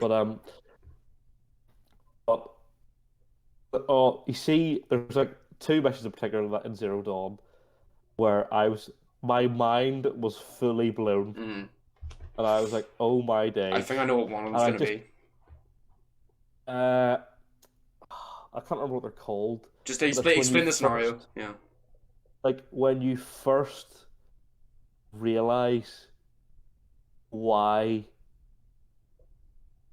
like, machines exist. You first understand what's going on, and the second one is when you go to the facility and they reveal Gaia to you. You're sitting there like, what the heck is going on here? This is nuts. Yeah. When you said about finding out why the machines were built, are you meaning the very lore heavy part with the big machine, or is that? Yeah, that was what I thought you were going to say. Yes, that scene or that whole level, I don't know what to say. That whole area, that whole bit was very, very good. I loved all of the explanations they gave for the why the machines are what they currently are, why there's machines at all, how the Earth fell. Like, all of it was absolutely brilliant, and the whole that twist at the end, at the very, very end, whenever. Silence? Oh my Silence with Hades, yes. Silence is such a good character, though. For a man that's barely in the game, he's such a good fucking character. They set him up so well. Do you think he's going to be the antagonist of Forbidden West, or do you think that he's going to be more in a very similar capacity to the first game, where he's not a bad guy, but he is a bad guy? Depends what they're building up to. Like, if they decide to go for a trilogy of games, he'll be the big bad in the last one. Yes. If they do a third one. But if this is the last one of the Horizon story, then I think that he is going to be your human big bad. Okay, yeah, that's fair. Yeah. Yeah, I'd What's your next? just to leave. I was still good to talk about Horizon, but I'm okay. sorry. Okay, keep going. I was gonna say the way I see it is, as you say, if trilogy, he's definitely gonna be like a big bad in some sense. What they're probably gonna do, I think, when they make him a big bad, is it'll be him and Hades, and instead of very much in Zero Dawn, a lot of the human antagonists didn't relate to the larger story that came in with like the machines and the whole thing. Like you're very much dealing with very different issues on your ground level, while also on the meta side, seeing how all this all fits together and how it ends up. It's very much a coming of age story for Aloy specifically. The next game I think is going to have a lot more of with Hades being a physical character, I think he might get a bigger role. But what way I think it's going to end up is you're going to have basically Hades and Silence, whether they're working together or they split apart or whatever, are going to be your two big bads. But they're going to both, like, everything's going to converge into the two of those guys being your big enemies. And I think the final boss fight will be probably a big fight where you finally destroy Hades permanently, and then you're going to have, like, a human-sized battle with Silence. It's gonna be like the only. I like it. It's the only violent encounter you'll ever have with Silence, and it'll be that one specifically. Yeah. I think you should only have one violent encounter with Silence. Yeah, just the one, and it's at the very, very end of the game when he is like the big bad behind it all. And I don't think Aloy should sort of realize until during the final Hades fight. Yeah. That's what I think we should know. I think we should do, but she shouldn't. Yeah, no, like I think like basically as you go for the game, I say if we're gonna go trilogy, the second game's gonna be you're not really gonna see a lot of Silence with Aloy. You do maybe 2 or 3 times. You just see him sort of ducking about, but you'll get more stuff with Silence like in between cutscenes or whatever, where he's amassing his power, he's building up, he's doing these different things. Where I do like where he's not explicitly a bad guy, but he's in the pursuit of knowledge, the same as Aloy. He's very much a parallel to Aloy, but he's a lot farther along in that journey, and he also has obviously went on a more darker path through his pursuit of knowledge, and I think it's going to expand on that, him getting more knowledge, learning all this stuff, sharing selective bits with Aloy, and I think they're going to keep that parallel going. So that's what I feel is going to happen. Till he gets just dumped some Horizon lore in the chat. I'll go through that, and then I'll go to my second game. Waggish goes, welcome to the club of the lost and confused. We play cards every Tuesday. If we can ever work out when Tuesday is. Why did Joe sound like it was having the worst orgasm ever? Because it was the worst orgasm ever. It goes. The master. The masters that mysterious council that sent the signal that awoke Hades and are the ones that manipulate everything is a fascinating concept. True. There was like the people above Silence, isn't it? Tillia wonders if there's a tribe somewhere in Horizon's world that has fully mastered old world tech. No, I don't think so. It's like that thing where it's like, with the advent of modern technology, you interconnect the world, and I think that would happen either way. So I don't think any places like fully mastered old world tech. You know that you could have like where they've like jerry-rigged it where you can so maybe some people have guns, maybe some people have good communications with use of the what do you call those, the wee bits they have in the ears in the game. Focus. The focus, yes, the focus. I can't focus on the focus, and who knows, Sounds could be a part of a tribe like that. Jason says Joe looked confused all this time. Man's just trying to get Twitch up. Look at the chat. Yeah, it's just he's trying to actually catch up. Yeah. But yeah, so my second pick, you did take mine off me, like, to be fair there. I do apologise. You can't take the big one off me if you want. I've got one in mind for my last one, and it's not one of the biggest games ever, so you can take that one if you want. I'm trying to think what you mean, and I can't think of it. I was going to say Forspoken, though. Forspoken. Yeah, fair enough, yeah. Forspoken looks to be... It's a game we don't actually know a lot about, but really, really intrigues me. I love, like... Decent trailers. Decent trailers. You've seen the decent trailers? Yeah, decent trailers. Decent trailers, yeah. I do like the concept. I think it does look very cool. It looks very much what, like, so... somebody from like the modern era gets transported into this sort of like more fantasy like setting, and they have powers. It's very, to go anime on this, it looks very isekai to an extent. So somebody in another world type of thing, but as a concept, looks very, very cool. I like the graphics; they look very good. The fighting dragons, you're using magic, you're going fast as fuck. It does look like just a very fun game that will hopefully have some really good lore to it. I think it's hopefully going to be one of those games that does have like a very much a very good in-game lore and does like deliver in those areas. Who is the developer for it? Square Enix. Square Enix. If Square Enix I don't know who the. If they're. I don't know who the. Who is though. I don't know. Then like. I know it's a Square Enix game, but I'm not 100% sure what studios behind it. I don't know. I'm gonna hope it's one of the better studios. Regarding the. I think it's Square Enix. Let me look it up. Actually. Yeah, look it up there, sure. I don't want to. I've said that very quickly without actually knowing if I'm correct. Yeah, it sounds correct. It's developed by Luminous Productions and published by Square Enix. Ah, okay. Yeah. So you're right anyway. Yeah. Luminous Productions. I don't think I've heard of them. What I'll have they just made before? Luminous Productions, video game developer. Final Fantasy 15. Ooh. Okay, yeah. Their first game. That was their first was game. Their first game, and Forspoken's their second game. Okay. It was assembled from employees working on Final Fantasy 15. Oh, okay. And then now that team has stayed on and they've made Forspoken, but that it's published by Square Enix. Could be good then. I've seen good things about Final Fantasy 15, so Final Fantasy in general usually is very good. So, yet see, since you said that now, I can see a lot of similarities between the two, both graphically and very much in design.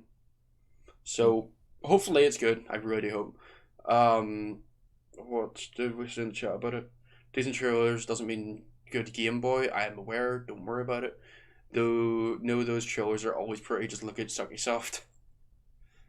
Yeah. I will say that Ubisoft do make good fucking trailers.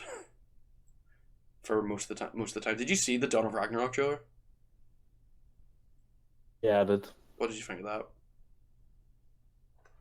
that? It just made me upset and sad inside. Yeah, same here. Yeah, it's like it's amazing how blind they are in terms of you're putting this under the Assassin's Creed name. Yeah, it's so stupid. It's it's like what it's crazy. It's literally like watching your flipping childhood dog die of cancer. That's what I liken it to, because it's not even like they're just taking it out the backyard to shoot it. They're literally giving it the most slow, painful death. Where like the problem is that the mainstream love it. This is the problem. And I don't understand this. What, like, do they not look at the title of the game is Assassin's Creed? Why the fuck in an Assassin's Creed series are we not even playing as assassins? Why do the main character of Assassin's Creed not want to be an assassin? It doesn't make fucking sense. It's so stupid. This is the thing. Like, it is. If you want to make epic Viking historical game, make epic Viking historical game. You do not need it to be connected to Assassin's Creed. But I agree. Just here we are. It makes me so angry. It's the fact that I used to love that series and most of the stuff that came from that company. How much that they've fallen from grace, in my opinion, is absolutely astronomical. I do not understand. Yeah. Totally fair, man. Totally fair. Yep. Anyway, take a breath. There's the Adrian rant for the day. Forspoken's going to use an interesting tech called FSR, and sum up shortly, it's basically a tech that makes games look really good and keep a high frame rate at the same time. Need it for a game like that, but yeah, Japanese Square Enix are definitely going to carry Sony this gen. Yeah, I'd say so. I agree with that. Dawn of Ragnarok sure, copy Shadow of War's nice. Sure, yeah, we played the both of them side by side whenever I did that stream, being very annoyed about it. And because Ubisoft is gone and burnt in the head. Yeah, they are. They're absolutely... They're dickheads. they're ridiculous, Yeah. to say the least. And anyway, the third game. Oh, Elden Ring for me. I shouldn't have knew you were going to say Elden Ring.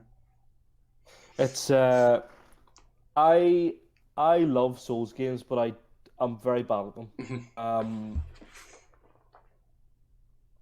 And Elden Ring looks to be slightly more accessible. In that It does. you take your time, Mm-hmm.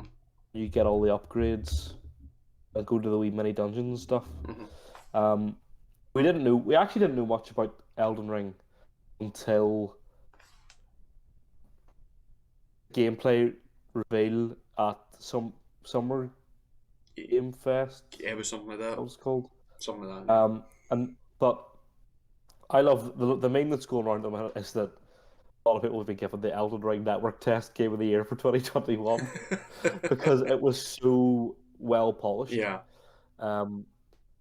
So I don't know if you've seen or if you're interested really at all, but the footage that I've watched on YouTube of people playing the network test excites me to the point of here's a Souls game that this is why I'm playing Demon Souls at the minute. I'm trying to get good, right? I'm trying to get good. And Elden Ring, first of all, it's 50 quid, which for a AAA game nowadays is actually very good. Especially for the hype behind this title as well. Like that's, I think they could have charged 60 and nobody would have raised an eyebrow. Yeah. So that it's 50 quid. But in the opening area of the game alone, there was like something like, I'm gonna say double figure boss fights. Because there's like all these like mini dungeons to go and explore. Yeah. And they're like boss fights in the level of like big health bar goes along the bottom. Now, some of them are going to be easier than a standard Souls boss fight in that they're not like a full blown boss. It's like a mini boss almost. Yeah. But they give you rewards, and it's like the more you go and explore, and a lot of people have said that the game rewards you for exploring. Now that suits me right down to the ground. Yeah. I love going and exploring in games.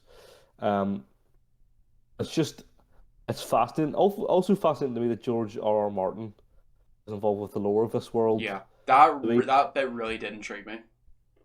Like, he still hasn't finished the Game of Thrones books, but he's like, fair enough. I'll hop on this game here for you, lads, no problem. Exactly. I mean, it's all been done on TV anyway before I've even finished it. So. Exactly. So he doesn't need to anymore. Yeah, it's mad. It looks really good. I'm looking forward to it. Yeah. It comes out in February as well, though. So we have 3 of the games we've named out of the 5 so far come out in February. Exactly. Fucking go. February's gonna be such a stacked month. I'm definitely not playing Horizon until like after I finish Sifu though. Sifu is my priority at the minute. To be fair, I plan to leave Horizon to like the end of the year, to be fully honest. Yeah, I might leave it to the middle of the year. It depends on how things end up, but I definitely want to cover Sifu for it's more into my specific niche than it is Horizon, as much as I do love Horizon. Alright then. Last one. Trying to think on the last one. Right. God of War's 2022, isn't it? Yeah. Yeah, God of War. Simple. I was going like, if you didn't say that, I was going to just quickly exit the chat, open my window and jump out, because I was hoping you'd say that. Like, I took Horizon, and I hoped that you would take God of War. Oh, is that what that was? Yeah. God of fucking War.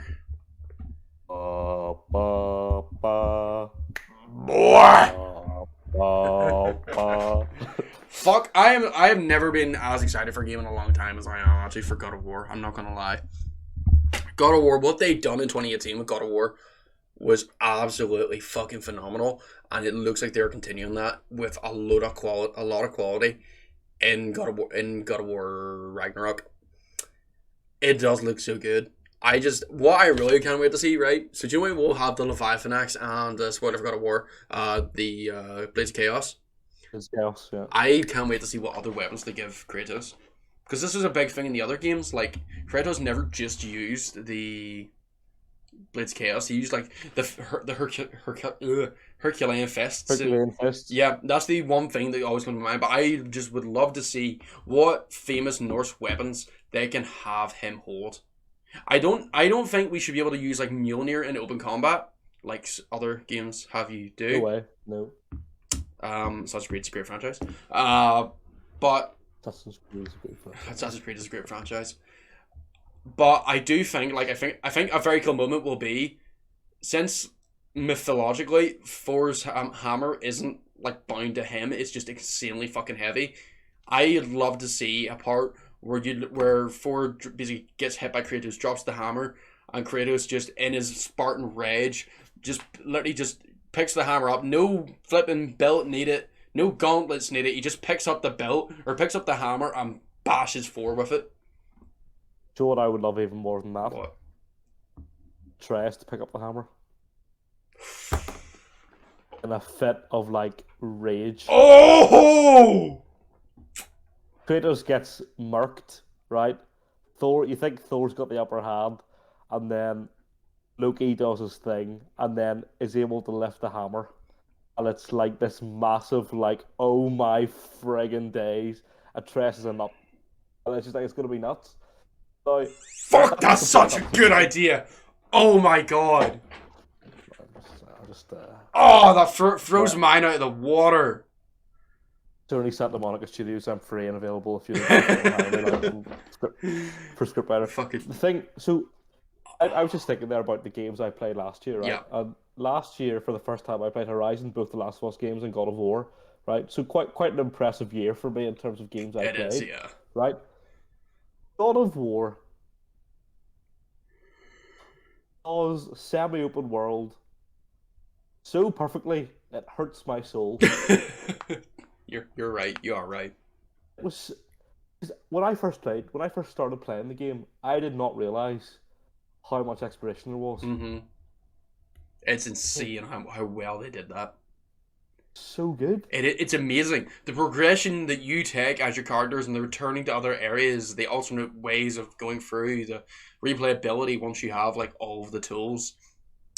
Oh. It's both classic gaming modernized to such an extent that it's so fucking good. But also the story is probably one of the best stories ever written. Oh yeah, definitely. It's an insanely good story. And the music is some of the best music in a video game I've heard. And I was showing my friend the live reveal of God of War when they played the theme live. Yeah. And I was like, if you're the composer, I can't remember what that guy's name is. You must slightly be in love with yourself when you know that you've written that piece of music. True. You would be a bit like. You would be. You how could you not? How could you not? He wakes up every morning to a recording of that, and that's how he gets out of bed. That's his alarm. That's it. That. And he's like, I'm ready for the day. He literally just gets up like fucking, like the fucking what do you call him, the Undertaker from WWE. He's just like, he's just lying back, and it's just. Dun, dun, dun, dun. Yeah. That's just the morning routine. That's how good it is. Yeah, I'm very, very much excited for God of War 2. I want to see what they do, because I've seen this as a fear, right? Do you know why at the end of God of War they sort of see like Kratos dying in some degree? So I would love to see after he dies in that, we get a classic God of War moment where Kratos goes to whatever the after. Since he's a warrior, he actually goes to Valhalla. He goes to the Great Corpse Hall, or whatever the fuck we're gonna say, and he basically fights his way out of Valhalla through what do you call it? Fuck. What do you call that realm? Very well. Asgard. Very well read. He literally goes through, basically beats loads of people in that Valhalla hall, busts out of that hall into Asgard, and say whatever point he dies, he's so trying to get back to Atreus. And what you can do then is have like a split dynamic where Atreus is trying to find are trying to find Kratos or get a way to bring him back to life. Meanwhile, Kratos is literally in the realm of the gods, destroying them so that he can get back to Midgard, to Atreus. Yeah. And while that happens, I could see Atreus, you can see the generally, like, you kill Thor, the thunderstorms go out of control. Atreus sees that, and that's the thing. I could see it being the midpoint of the game. Yeah. Like, in the way that Atreus's illness was the midpoint of the first game, and then he went and got the Blades of Chaos, and that was like the second act. Yeah. In that story, I could see that happening, because I think it will happen. I think if it's up there, it has to at some stage. And I know that because I have played none of the older God of War games, but I know for a fact that Kratos dies 3 times. And then goes through hell. He goes through hell 3 times. Yeah, right. So it's absolutely not beyond the realm's possibility that they do something like that. Yeah. I don't think they're going to Joel Kratos. I don't think they are ever going to want to Joel Kratos, because he's such a recognizable character. I don't really think that makes sense for what God of War is either. It definitely doesn't. So it's a fear. You can't play as Atreus for half a game. Yeah, not where he currently is. I could see Atreus whenever this game ends and Atreus and Kratos go to whatever the fuck their next mythology is. I think that's gonna have to be like the real part where Atreus can be seen as a playable character. Currently, where he's at, he is not a playable character. I don't see that. But recently, he should be in certain moments. Yeah. Like certain sections, he should be, but he's not gonna be Kratos, so he shouldn't play like Kratos. No. And I feel like if you were gonna have him be like a half, it wouldn't work, because they can't play the same. They have 2 very different skill sets. Yeah. Like, and that's the thing. Like, if you to have an Atreus game, Atreus needs to be an adult that could be in line with Kratos in terms of like being able to keep up with him, but also have his own special things where like he's gonna be a lot more athletic and nimble. He can use his like disguises and shit, because he's gonna be Loki. He's gonna have a Loki power set, or very similar to Loki power set. Obviously more with a Greek aspect of the strength and stuff. Be him doing all that there, but there's a lot of ways to do it, which I think would be very, very cool. Like, that's why I said, like, if have Kratos die at the start, you can have him play through killing a lot of gods and stuff. Obviously, you don't have like the co-op dynamic of having Atreus with him, which would be a bit of a downside, but you could then have like Atreus, and basically you play as Atreus to see the impact that Kratos killing gods has on a ground level. But I just noticed what Reese has written a big message here, and I was wondering what it was. I personally can't wait for Kratos to die at the start and have Atreus go on a revenge-fueled journey to the Midgardian equivalent of Seattle to kill all Thor's mates, and wait until the last possible second to get conscious and let Thor live, because Thor has an Atreus-like companion who reminds Atreus of the good times he spent with his father. I'm also super hyped to spend half the game playing as Thor himself after we've seen him brutally murder Kratos. Mega hype. Such a meme. The fucking Mjolnir just like gets really, really long and somehow looks like a driver for some reason in that one scene also. Oh yeah, just while I do that, do I have? That's I had to put that in chat just because put the wee no golf clubs allowed in chat. Yep, and they're talking about God of War. I'm not saying God of War is bad because it's not, but yeah, God of War, fucking can't wait. Cannot fucking wait. It is. I'm just mental. Yeah, I'm just gonna be excited to see what they do. I really am thinking now, how the fuck can they give Kratos another weapon? For I feel like he needs another weapon now. New game, he needs a new weapon. As good as the Leviathan axe and the Chaos Blades are, he needs something else, and it needs to be a famous Norse weapon. I don't know what it could be, because the Leviathan axe very much covers like a very good weapon to have of a Norse aspect. I don't know. Maybe just give him a big fuck off sword. I don't know. But you can't give him Mjolnir. I don't think it'd be right to give Kratos Mjolnir for a whole game. I don't think it would work. Odin's spear? Maybe, but Eivor spear? No, sorry, they're not. The spear Leonidas. Right, I just get confused between like the fact that Eivor and Odin are the same person. It just confuses me. Heavy. Is there we've obviously there are 6 games, but is there any? Do you have any interest in Hogwarts Legacy? I have a passing interest. And that you're kind of waiting to see more, Yeah, or I'm waiting to see more. Yeah, I'm not going to get overhyped for a Harry Potter game, for we have never had a good Harry Potter game, except for the Lego ones. I think the concept is excellent. Yeah, definitely. I would just agree. I just hope.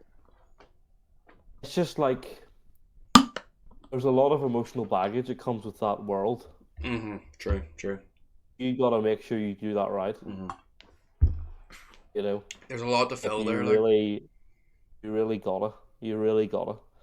Any other honourable mentions this year? I'm trying to think what else is due to come out. I don't know. The thing is, like, there's a lot. Like, to be fair, I think I struggled to get 6 there because there is just about, like, say the 5 big ones and then fucking Sifu.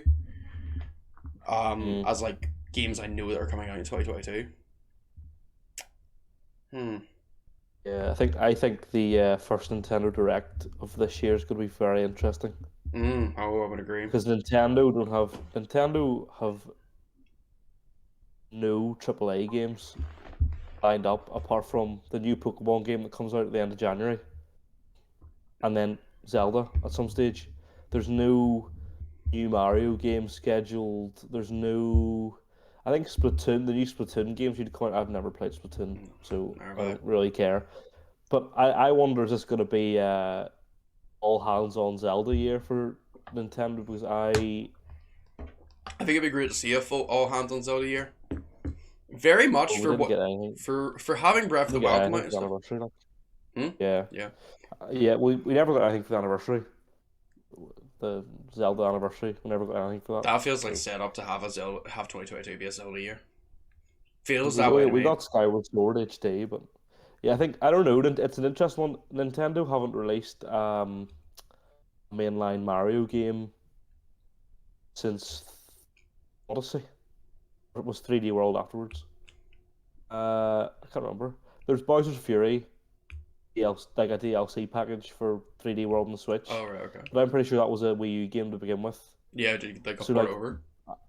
So I don't think they've had a mainline Mario game since Odyssey. So we could get a Mario reveal this year.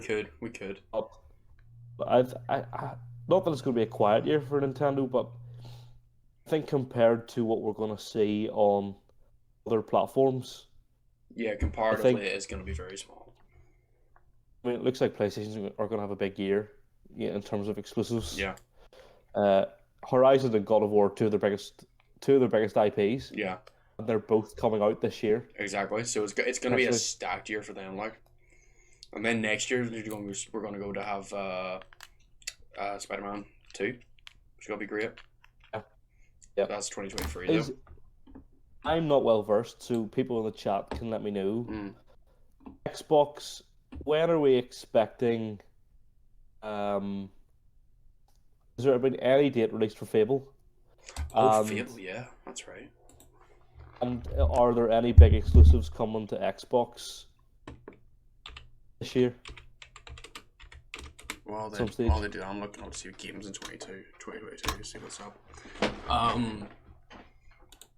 Where are we at here? Twitch. Okay. Oh yeah, Reese says, I'm also excited to see creators search for honor and glory in the corpse, all the physical embodiment of honor and also glory. I really look forward to whenever he goes through that, and then all we hear is "Harken, Holland, kings and queens."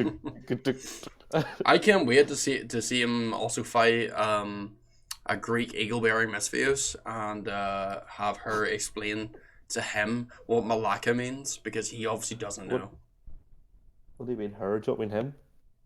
Sorry, I already played with Lexi. No, I didn't. I'm joking about the Cassandra. Sorry, that's. Does it really matter? Because meanwhile, the fucking company is touching women up. Like, I was memeing. I know you were memeing, but I just could not believe you went that far deep for me. Sonic Frontiers is coming this year. I'm not that invested in Sonic, but I just wanted to see.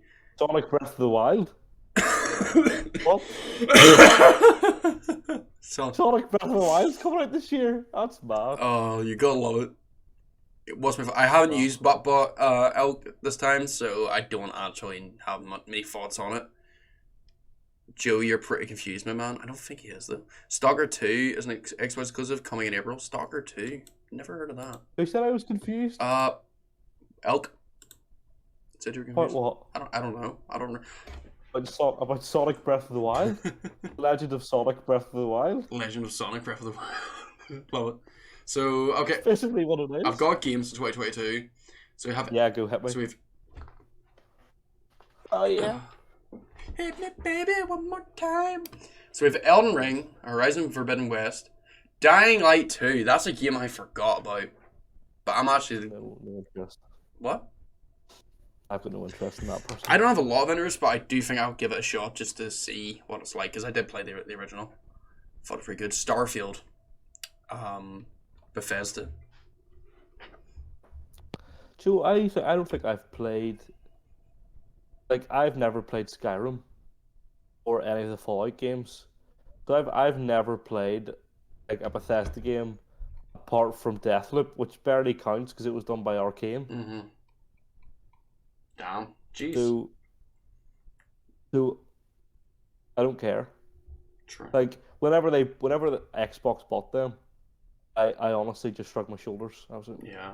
I was about to say, I don't think Bethesda have had anything really good in a while. I do like Skyrim and I do like Fallout, but I don't know. I just don't think they're like.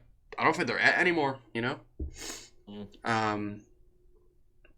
Starfield's next exclusive. And it's coming to Game Pass day one. Just don't know what we're talking about. So I might give it a shot just because it's on Game Pass, but that'll be it.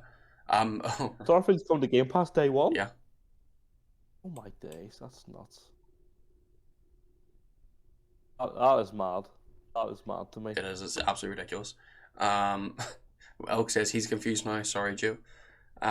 Reese Q is Sonic Breath of the Wild, Sonic Infinite, Sonic Odyssey, all brilliant names.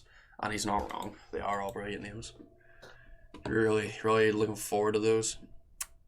Then we have God of War Ragnarok, and Hogwarts Legacy, Gotham Knights, Suicide Squad Kill the Justice League, Pokemon Legends Arceus. Is that not Pokemon Breath of the Wild? Pokemon Breath of the Wild. Yeah, I thought that one was Pokemon Breath of the Wild. The Legend of Pokemon Breath of the Wild. The Legend of Pokemon Breath of the Wild. Well, it's called Pokemon Legends, so. I just wanted to take the Pikachu game again, honestly. Breath of the Wild 2, Electric Boogaloo. Gran Turismo 7. I just don't have an interest in racing games, personally. Fair. That's your own prerogative, gamer. But I understand that they have a big impact for people who do play them. As long as you understand, that's fine. We'll forgive you. Tom Clancy's Rainbow Six Extraction, the cash grab of a fucking update to that game that added zombies. Yes, I was gonna say, is that like a zombies mode? It's literally just the zombies move from Rainbow Six Siege in a full game. That's only 3 players. Mm-hmm. Mad. Altogether. Well, Sifu Forspoken. Stalker 2. Okay, I see this one. What is Stalker 2? I have never heard of it before. Stalker 2, Heart of Shin. I don't even know her. But it's edgy though because it's Stalker, but it's S.T.A.L.K.E.R.2.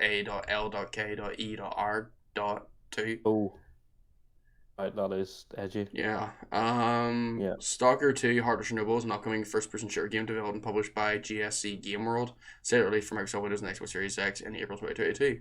It'll be the fourth. I think it's a horror, is it? It's post-apocalyptic survival. Right. It's the 4th game released in the Stalker series, and I'm not reading any farther on than that. Okay, cool. What else are we looking forward to this year? FIFA 23, of course. Happy days. Don't do that to me. What else? Don't do it to me. Ghostwire Tokyo. Is that not a game that we had seen a while back? Yeah, I think it's due to come out this year as well. Actually, not you say that. It's by Bethesda. Rings a bell. It's Bethesda. So. Project Eve. It's Project Eve this year as well. Do you remember that from the PlayStation reveal? I don't even. Project Eve. It was like a JRPG Souls-like thing.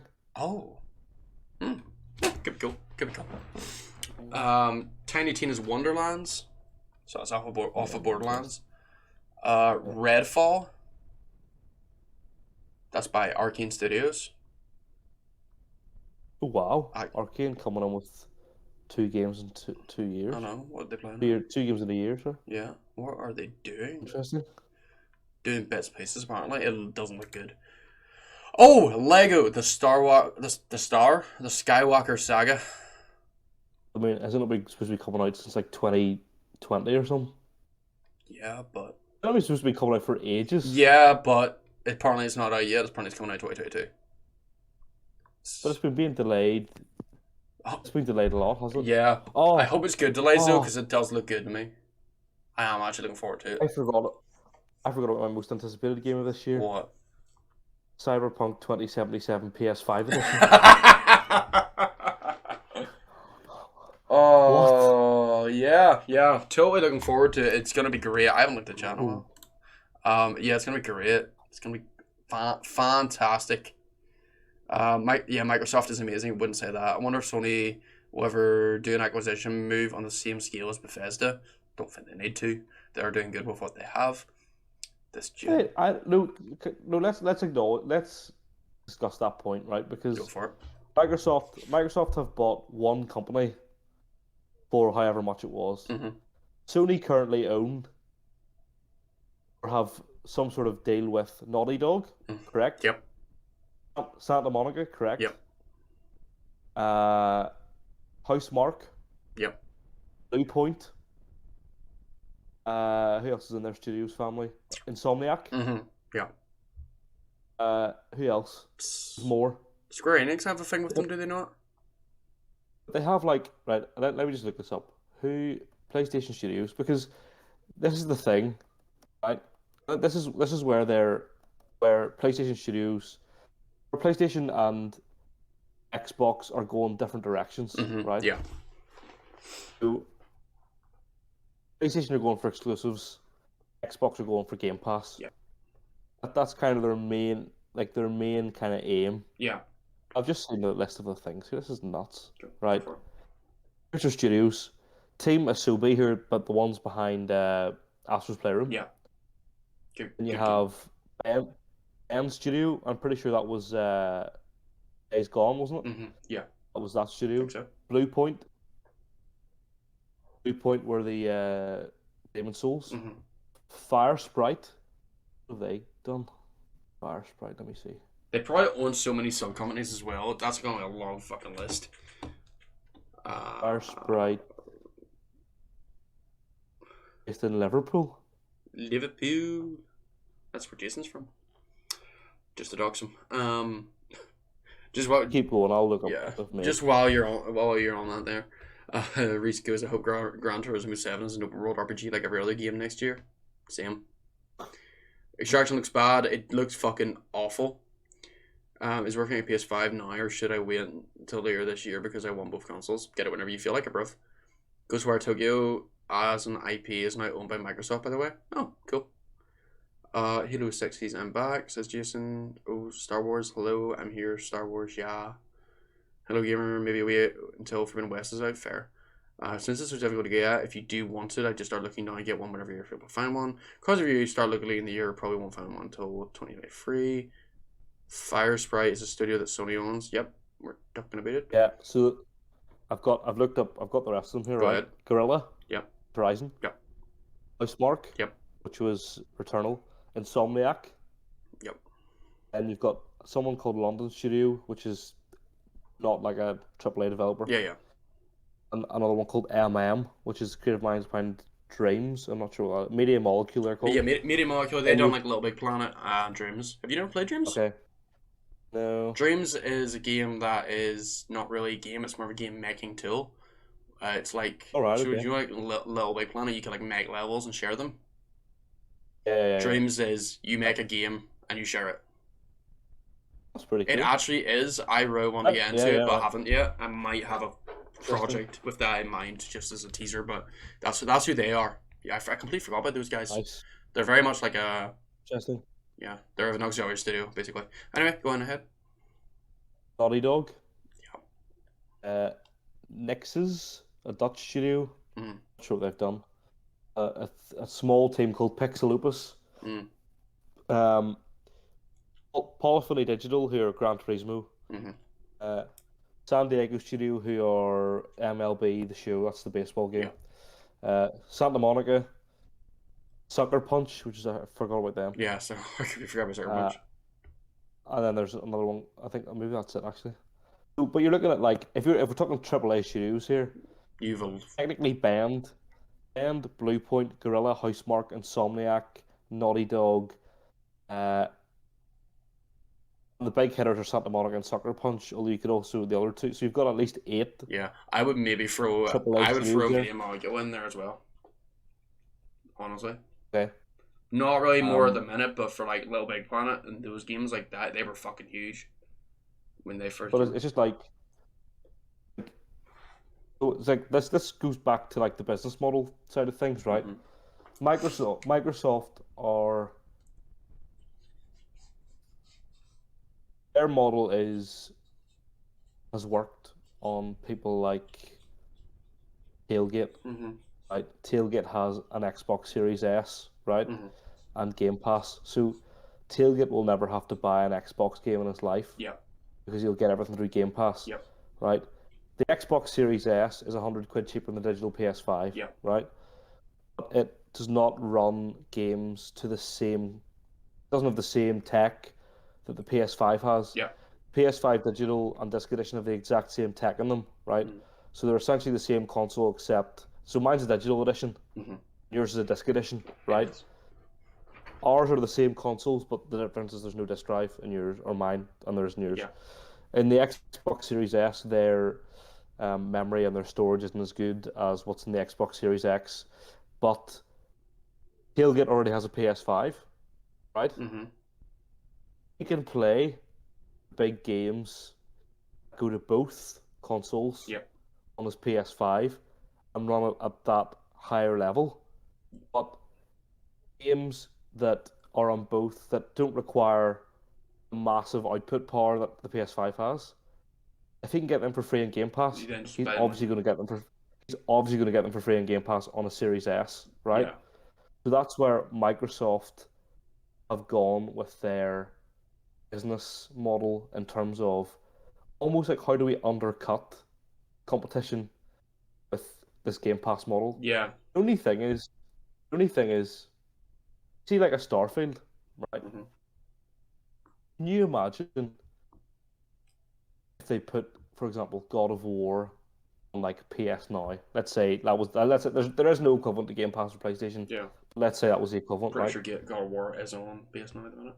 If not, just taking off. I know, but like, I mean, like if they brought Ragnarok. Oh, yes, like on release day, on PS Now right? On release, yeah.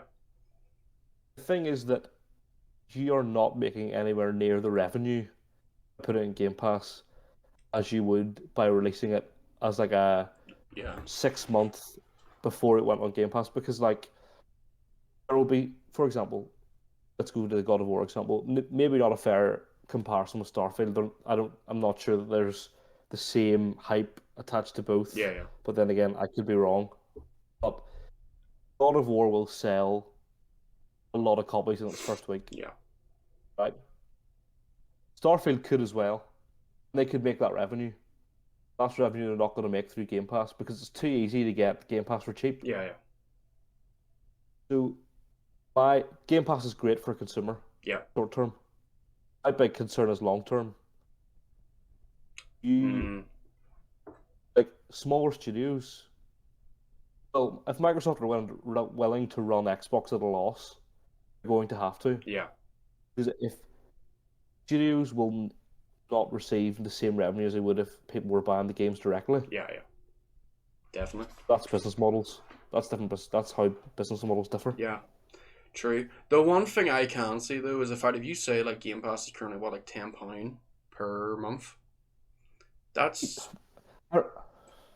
well, even when you think about that still doesn't actually make sense. But that's only going to be like what £120 a year, which is what 2 AAA games. if you're you can get it for like £1 for 6 months if you're a new subscriber. Oh yeah, right enough. They have loads of incentives to get people into it. But I think that's what they're doing Yeah. now. I don't know if it's going to be a case of like I would say you're right where a lot of Game Pass stuff is going to have Xbox running at a loss. But I do think there is also going to get a stage where it's going to have to get to the stage where it's at least self-sustainable and not running at a loss. Otherwise, it's going to just completely tank. That has to change, I'd say. I don't think it's a feasible thing for them to do, especially with how many games they are putting straight onto Game Pass instead of having them be 6 months, a year later. But as you said, that's why I raised my eyebrows when you said Starfield was going on Game Pass day one. Yeah. I was like, that's a ballsy move. Yeah, exactly.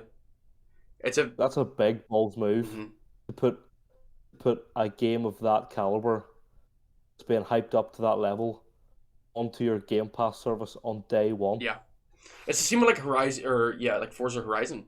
Horizon 5 came out on Game Pass on day one.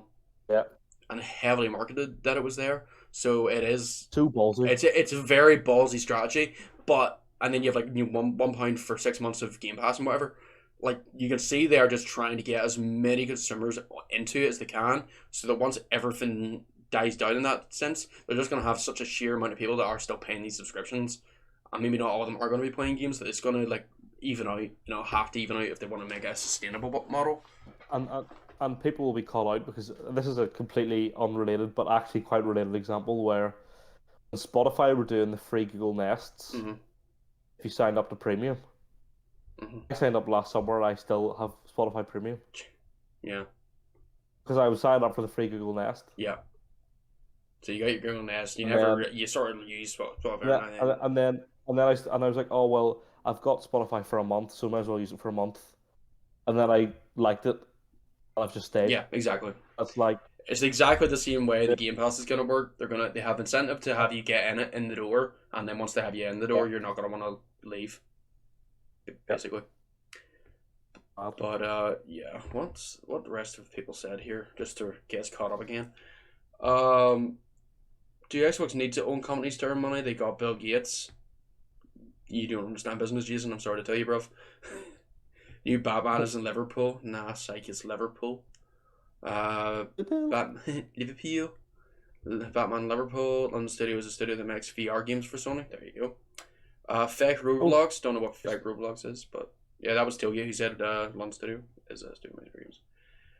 Dreams has both great and really cursed games in it. It actually does. That would probably be something that'd be good for a video series now that I think about it. Because, user created content. There's going to be some good ones. There's going to be some absolute fucking heifers. And there really is in that. Band, the Days Gone Studio. There have recently been rumors that they're making an open world Men in Black game. I don't see how that works. I have no interest in that. No interest at all. I could not get into Men in Black, like the movie. I just didn't like it. I liked the old ones. I don't like this new one they brought out. Chris Hemsworth was really good, but I feel like everyone's trying to MCUify everything, and I don't like that. It's very annoying. That's a whole different topic. I could really go into the MCUification of everything, but just get my laptop charger. No problem. Sorry. Oh, I love the ASMR content that I just received. Series S is half the price of the Series X. Have fun looking at Joe's arsehole there for a second. So Game Pass is amazing. Personally, I own Game Pass and I don't play campaign games, but it's decent. But I only use free games of it. Fair. If it does the job, it does the job. To earn the money back with Game Pass, Joe, it's a genius idea. Nah. As Joe said, like you need to have like such a high consumer base. That means you're gonna still consistently be able to make money to pay your developers. I'm saying it's a risky business. It is a very risky business. Yes, but you get EA Play and Xbox Live and Game Pass basically for it. Yeah, you get a lot of the good stuff like that. As I say, it's one of those things where it's like it's high cost figure. It's gonna head off. Really nice stream. Maybe Mikey can be on the next episode. No problem at all. Tailgate see you later on. We'll have to see about getting Mikey on. We'll have to have it be a very much a guest structure as well, but. This has been obviously the hive mind of us two, and that's sort of where I think we're going at the minute. But we'll obviously have guests and stuff for the year. But thanks for stopping by, Tailgate. I'm pretty happy to cut out that last little section just out of the video, just for consistency's sake. What's it? Oh, so I'm going back to looking at games now. So, Lego Star Wars Skywalker Saga, probably going to be good. Marvel's Midnight Suns. Have you heard about that? Did they reveal? I don't think if I remember it being revealed. The description says. Not sure I do. Yeah, the description says Marvel's Midnight Suns is an upcoming tactical role-playing game developed by Firaxis Games in collaboration with Marvel Games. Feature comic book characters, Marvel properties such as Midnight Suns, Avengers, X-Men, and Runaways. March 2022 release date by 2K Games. Huh. What 2 months time? Yeah. Well, 3 months. They're releasing Marvel games out the wazoo. They really are. Fuck. God. Oh, how could we have ever forgotten Saints Row? That's not like never a franchise I've never played. I think this one's gonna be shit. I do like Saints Row, but we'll see what happens when it comes out. It might be good, and it's coming out. It's coming out in February as well. So that's what four games. Okay, was it delayed to February? I think so. Oh my days, February. Oh wait, no. This is. It's not May. This is talking shit here. This is. Or no. May it was delayed too, no? Or August. August it says. Yeah, no. Sorry, I just reading into there. For some reason, somewhere I read 2023 there. I was like, wait, what? But yeah, it actually says on the wiki thing here, initial release date, and then it has the actual scheduled release on. Mm. So, sorry, Saints Row, you've bamboozled me once again. Not these cunts. Avatar Frontiers of Pandora. Ben. Here? Yep. 2022. No interest.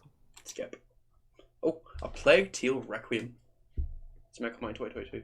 Oh yeah, I have never played the first game, but I've watched Meg stream it, and all I have to say is that Hugo's a pleb. That's all I have to say about that. I do want to actually play it at some stage, but I haven't played the second one, but it looks good. That's all I will say. Mm. The Lord of the Rings Gollum. No interest. My goodness, what is this? I think we know a lot. I don't think we know an awful lot about it either. I don't think we do. But there's just been I've just seen a screenshot, and my good God, why does Gollum look so shit? Give me a second. I will show you this. I'll send this in the Discord, and I'll have to put it on the VOD. Oh. Oh, why is it saving it as a link? I don't want to save it as a link. I want to save the picture. Oh no, it's because I'm not doing it right. 2 seconds. Sorry. Give me seconds. Save images. Go on large. Put it there. Just give me a second while I send this over to you.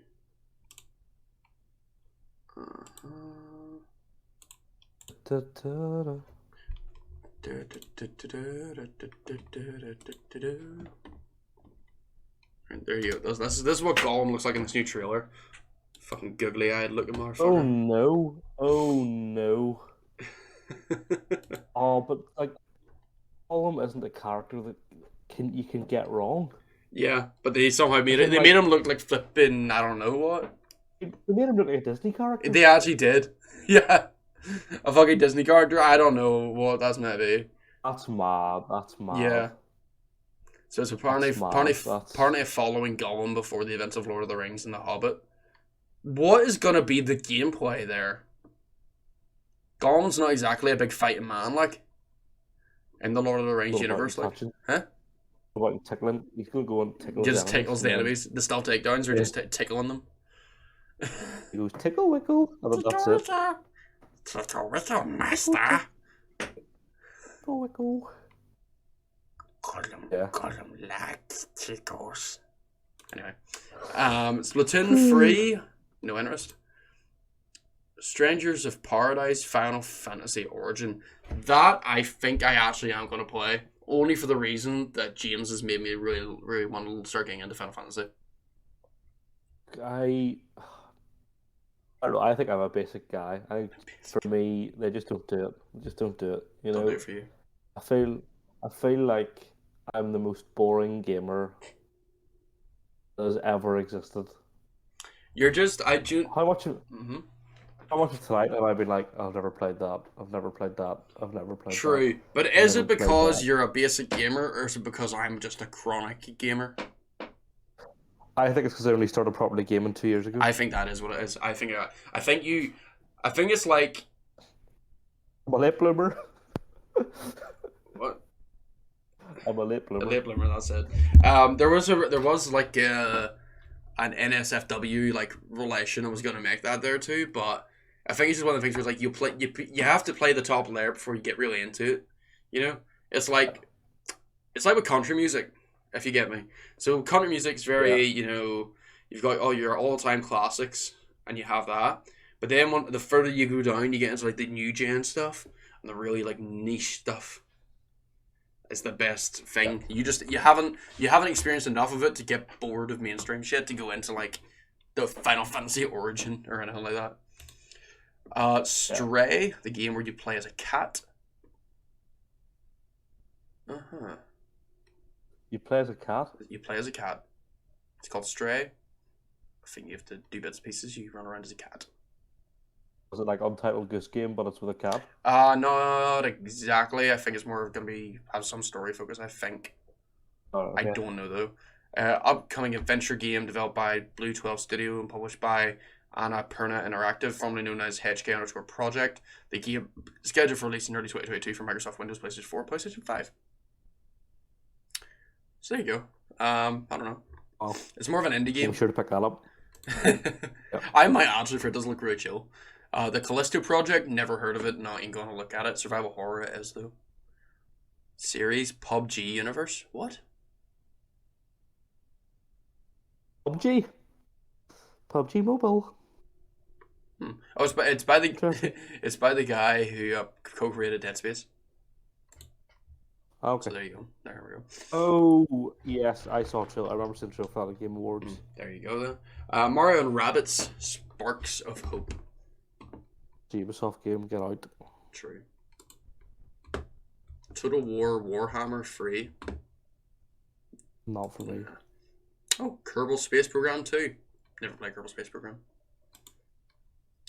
Sonic Frontiers. Sonic Infinity. Yeah.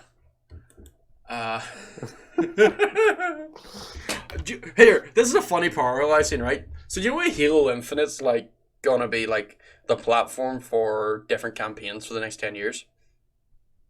Yeah. Do you know what Assassin's Creed's gonna be the platform for the next 10 years? Yeah. Why are they both got Infinite in the name? Assassin's Creed Infinity, Halo Infinite.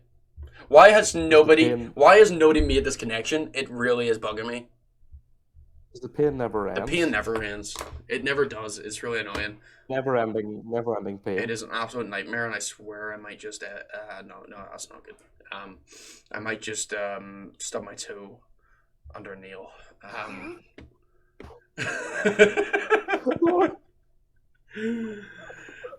2 Point Campus comes out in 2022. Never played 2 Point games at all.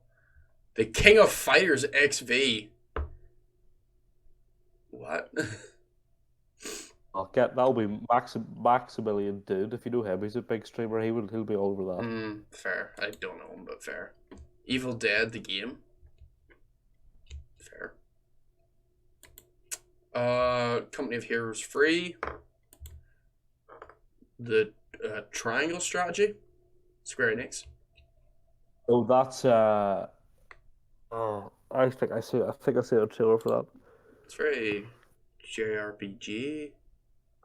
I quite like the art style, like the 3D environment with the 2D characters. That's pretty cool. Yep. Yeah. Slime Rancher 2. Nice. What are these? Huh? What are they? We're getting into all the shit now, to be fair.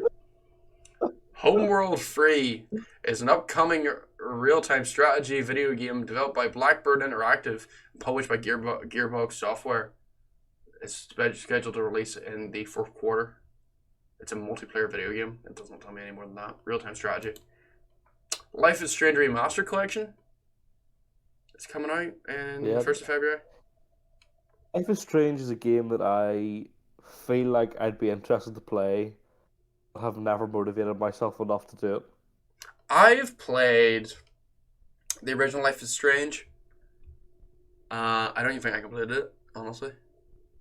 I know what it is, but I'm very, very burnt out with that style of game, if that makes sense. So, do you know that sort of like, it's like a point and click adventure, basically. Like, you have your Heavy Rains, and you have your Detroit Become Humans, and that other one that they made. Detroit. I love Detroit. Oh my god. I haven't even bothered playing Detroit. I loved Heavy Rain when it came out. Yeah. I absolutely loved Heavy Rain. I played about Detroit is super. But yeah, I don't know what it is. I don't know if They're developing that new Star Wars game. I have seen that. Is it gonna be like? I think it will be. Yeah, that's what they do, isn't it? I think it's all they do. I think it's all that they've ever done. Beyond Two Souls, isn't it? Yeah, Beyond Two Souls. That's another one. That's the one I forgot to mention. Because you have Heavy Rain, Beyond Two Souls, and Detroit Become Human are the three main games they've done, I believe. Heavy Rain, I still think is their best game. I think maybe it's because it's more down to earth. I don't know, or maybe it's because I nostalgia played it when I was younger. But I don't know what it is. I just don't like this type of games anymore. I liked what's the other company that does them? Telltale. I liked Telltale, yeah. I liked the Walking Dead Telltale games and stuff. But I don't know. Oh, Arc 2. What? Yay. Yeah, boy, really cool. Little Devil. Oh, I think I've seen that. I think it looks good. That actually does. I looked at the pictures there and was like, oh, that actually does look pretty good. Vampire the Little Devil, is it? Hmm? A Little Devil Inside. Oh yeah, Little Devil Inside. Sorry, I read off the picture and I couldn't see inside because I don't have my glasses on. Vampire the Masquerade Swan Song. It's a RPG. Right up my street, that. Yeah, that sounds really like a game that you would really thoroughly enjoy. To be fair, Joe. No problem. PVG, who I've read it and we've seen a few times. He has a series currently going at the minute. It's like a D&D series called Player vs. Dice, which matches in with his player versus player and stuff. But they've been like going over the lore of Vampire the Masquerade. And I think it's something like if you like D&D, you like Vampire the Masquerade. Okay. It's something similar to that, Right, okay. It's a very in-depth lore type of thing. Teenage Mutant Ninja Turtles Shredder's Revenge. Nice. Yes. Gaming. Nice. TMNT, nice. Got a bit of TMNT. Don't think TMNT have had a good game in years. Ever, if even. Bomb Rush Cyberpunk. Cyberpunk 2077? No. Bomb Rush Cyberpunk. What? What? Just fucking what? Blood Bowl 3? What? Bloodborne PC? Oh, Blood Bowl 3. Blood Bowl 3. I had no idea, but I've just met him. I know you are. Scorn? Okay, listen to this, right? Scorn is an upcoming first-person biopunk survival horror adventure video game developed by Ebb Software for Microsoft Windows and Xbox Series X. The game is inspired by the works. It's like they have no clue what genre they wanted to go for. Yeah, so just go for a load. It looks really... Biopunk horror survival. Biopunk. They've just created a whole new thing. Like, oh god, if you look up that stuff... Mate, this is literally just looks like pure gore and body horror. Very much body horror. Oh my goodness, that's fucking disgusting. Oh. Nah, mate, that is not for me, Chief. Grid's Legends racing game by Codemasters, published by EA, fifth installment of the Grid franchise. I don't even know about it. Don't know enough about it. Metal Slug Tactics. Cool. Game of the year right there. Doesn't tell me any more about it. Elex 2. ELEX. Don't know. That doesn't tell me what it is, but okay. Windjammers 2. What are we doing? Windjammers. It's literally a fucking air hockey game. What are we? It's currently 1:20 in the morning. We're sitting listing off these games. And we've got into this. We've gone into the pure shit. Good grief. Good grief. What have we done? Oh god, this has been a great start to this whole stream. I also haven't looked at this chat in absolute fucking ages, but I'll get reading through it now. Where do we get to? Okay, we're not too bad. They were in the money bag. We're giving I'm gonna head off. Yeah, I'm just sat in bed watching news with a cup of tea. Classic me. Yes, Jason. We're great to sit around and have a cup of tea with. Cup of tea, babe. Cup of tea. Why isn't this right? Cup of brew. We brew. We brewski. Now it's August. It got delayed. It's 2:07 in Denmark, and I'm not even tired. It's crazy. My precious. That must have been going lightweight. Jack says, I may or may not have started a project. Don't worry, Joe, I'm still on yours for the podcast, but I require some information to continue. Oh, I like projects. I like the sound of this. Do let me know. Let me know after the fact. Probably Stick it in the chat. It's like 2.5 hours already. Jesus. No, I was going to say to you, I need to go soon. Like, I am ready. Yeah, I was about to say, because like I'm getting tired too. Gollum was a big henchman, of course. Andy Serkis is king. I probably misspelled. It's confirmed Adrian is Gollum in disguise. I would be a better motion capture base for that game than the one I was showed there, because oh my god, that's fucking ridiculous looking. Joe buys a PS5 and says he hasn't played half the exclusives. Truth. What? Frig off. I've played like. What is this? I've spent so much money on PS5 exclusives. What are you talking about? I've played so many of the PS5 exclusives. I just haven't played Ratchet and Clank. Oh, that's so funny. Or Miles Morales. Isn't there like the only two I haven't played? Oh god, that's brilliant. That's fucking funny as fuck. Here's me. I've played one PS5 game. I've just been fully baited there. Yeah, he fully baited you. He fully baited you. You fell for it so hard. Oh, for sake. Waggish goes to Jason. You're a harsh critic. Waggish a cat. So that was that game Stray. Yeah. Jason, because no one cares. Oh, exactly. Slime Rancher is a good game. Slime Rancher 2. Oh. Basically, you're a farmer with some living slimes. Waggish becomes human. Saying about how Slime Rancher be chill. Ninja Turtles have a goodish game. Warzone. What are you talking, gamer? Stalker 2 looks good. Don't look for me. Looks dope. Fair enough. Me and Waggish just chill and listen to youth chat and shit. That's exactly it. Fair enough. I need dimensions, so like the top bar where the title. Oh, okay. I couldn't even fucking tell you, honestly. I don't even think I know. The size of your two host windows, the size of the names bit. Oh yeah, just wondering, will this be on the YouTube, do you reckon? It will be. It will be uploaded to YouTube. I will have to do a touch of cleaning it, but I will do that.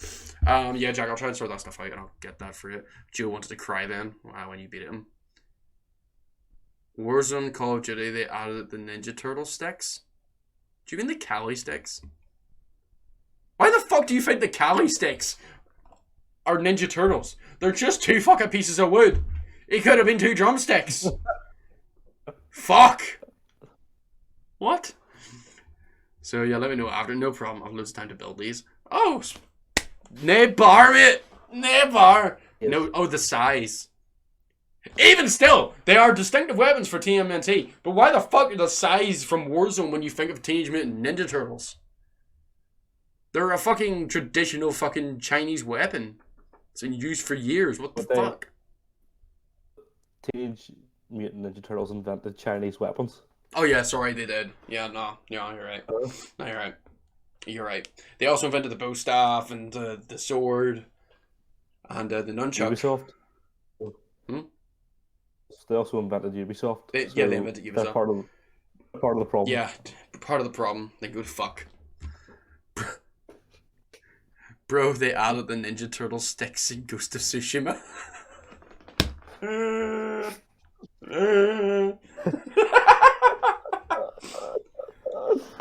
Race, that's fucking brilliant. Oh, I love it. This is my new favorite emoji. What's that? Oh my god, it's like fucking Kermit in a cowboy hat. Oh, that's perfect. I like that. hello, yeah. Wait, I can't do the Kermit voice. What am I trying to do? I've realised how shit I am at trying to do voices now. Best emote. Not bad. You're not bad at Gollum voice, to be fair. That was process. I've been working on my Voldemort. But it's not very good. But I find myself quoting so many times. Harry Potter, come to die. The boy who lived, come to die. Oh, Abracadabra! That's actually very similar to your Palpatine. That's not very similar to my Palpatine. It sounds to me like your Palpatine, honestly. I'm sorry to tell you. Mr. Potter. Oh, no, okay, no, that's good. Welcome to Potions. Mr. Potter. Mr. Potter. Mr. Potter. I've gone mad. I think we're getting way too tired. Unlimited power. I don't know what that was meant to be. Jedi. Oh fuck, that's an amazing. The Jedi must die. I just add like such a the to everything. Like sitting with my tongue half out, and that's my Palpatine. Crap, you are. I just can't do voices, man. I sound like shit at all times. It's not fair. I don't like it. I don't like it, man. Hey, man. Hey, man. If I wanted to do an Australian accent, I would learn it, but I don't. So got to be joking me. You've got to be joking me, mate. Absolutely atrocious. I'm trying to get a guy to read here, so that we can do a wrap up. Your what? Your rating? We'll do a read. Are we finished up? Or do you want to continue on something? Yeah, every single time I go. No problem. I've been straight since 7:30. Man's been going flat out. He's putting in the work. I'm a tired boy. You are a tired boy. You're a hard-working man. What was it here? I own your precious Adrian. Of course you do, Elk. General Grievous hates Jedi scum, but Padme loves Jedi. Oh, she loves a good Jedi. She loves it when they get their lightsabers out. Yeah, that's a good name.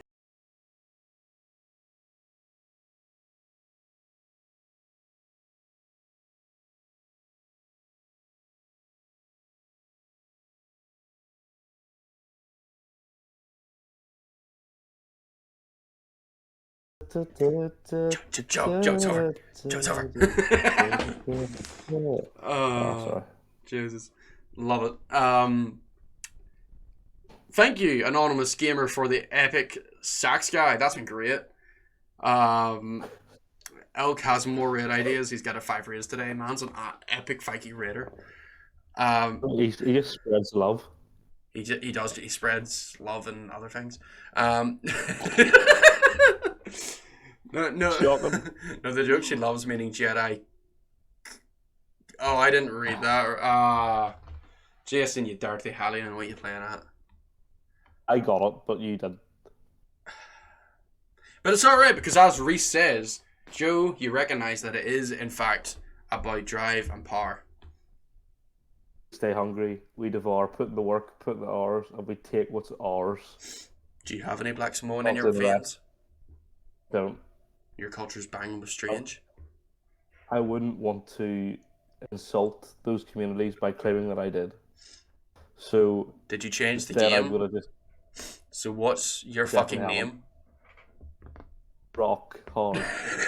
Rock hard. Fuck. That was the anthem of absolute Gigma Chads. I'm not gonna lie. And Elk goes, yeah, Elk love to all the Bobos. What? No comprendo, amigo. I must be too tired. Joemccplays acoustic cover of It's About Drive, It's About Power when... when is right? Joe, when's it happening? Let me know. When's it happen? Next, I'll do it. Next podcast, I'll do next podcast, Joe's gonna do an acoustic cover of It's All About Drive, It's All About Power. I'm gonna make it cheesy as fuck. I can't fucking wait. Cheesy. That's gonna be so good. Oh my god, that's gonna be great. And do you know what? I want you to try and do it in like the best quality that you can, because I might just make that the introduction to all of these streams going forward. I feel like that is appropriate. Do you want me to record it separately and also do it live on the podcast? If that isn't too much, I would, yes.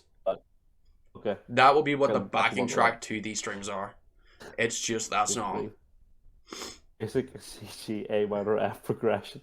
I don't even get that, and that's funny to me. I reckon you could definitely rustle one up. You could definitely rustle up pretty quickly, could you? Like, you probably could. I would say so. It's about drive. It's about power. We stay hungry. We devour.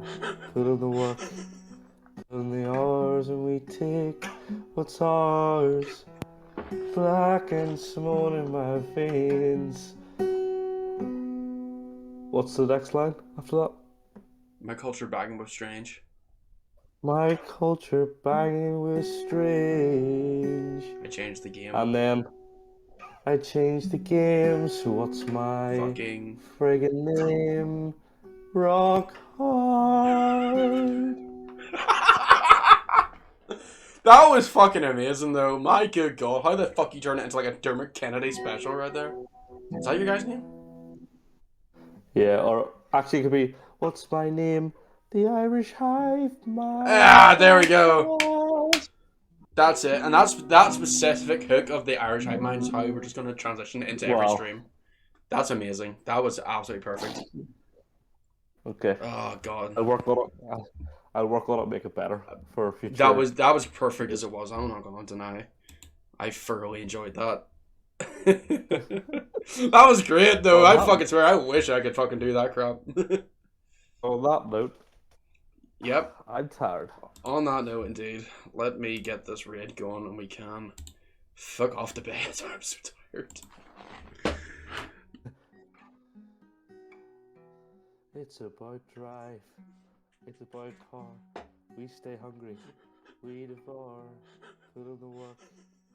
Put in the hours, and we take what's ours. Black and small in my veins. My culture banging was strange. I changed the game. And then I changed the game, so what's my fucking friggin' name? Rock hard.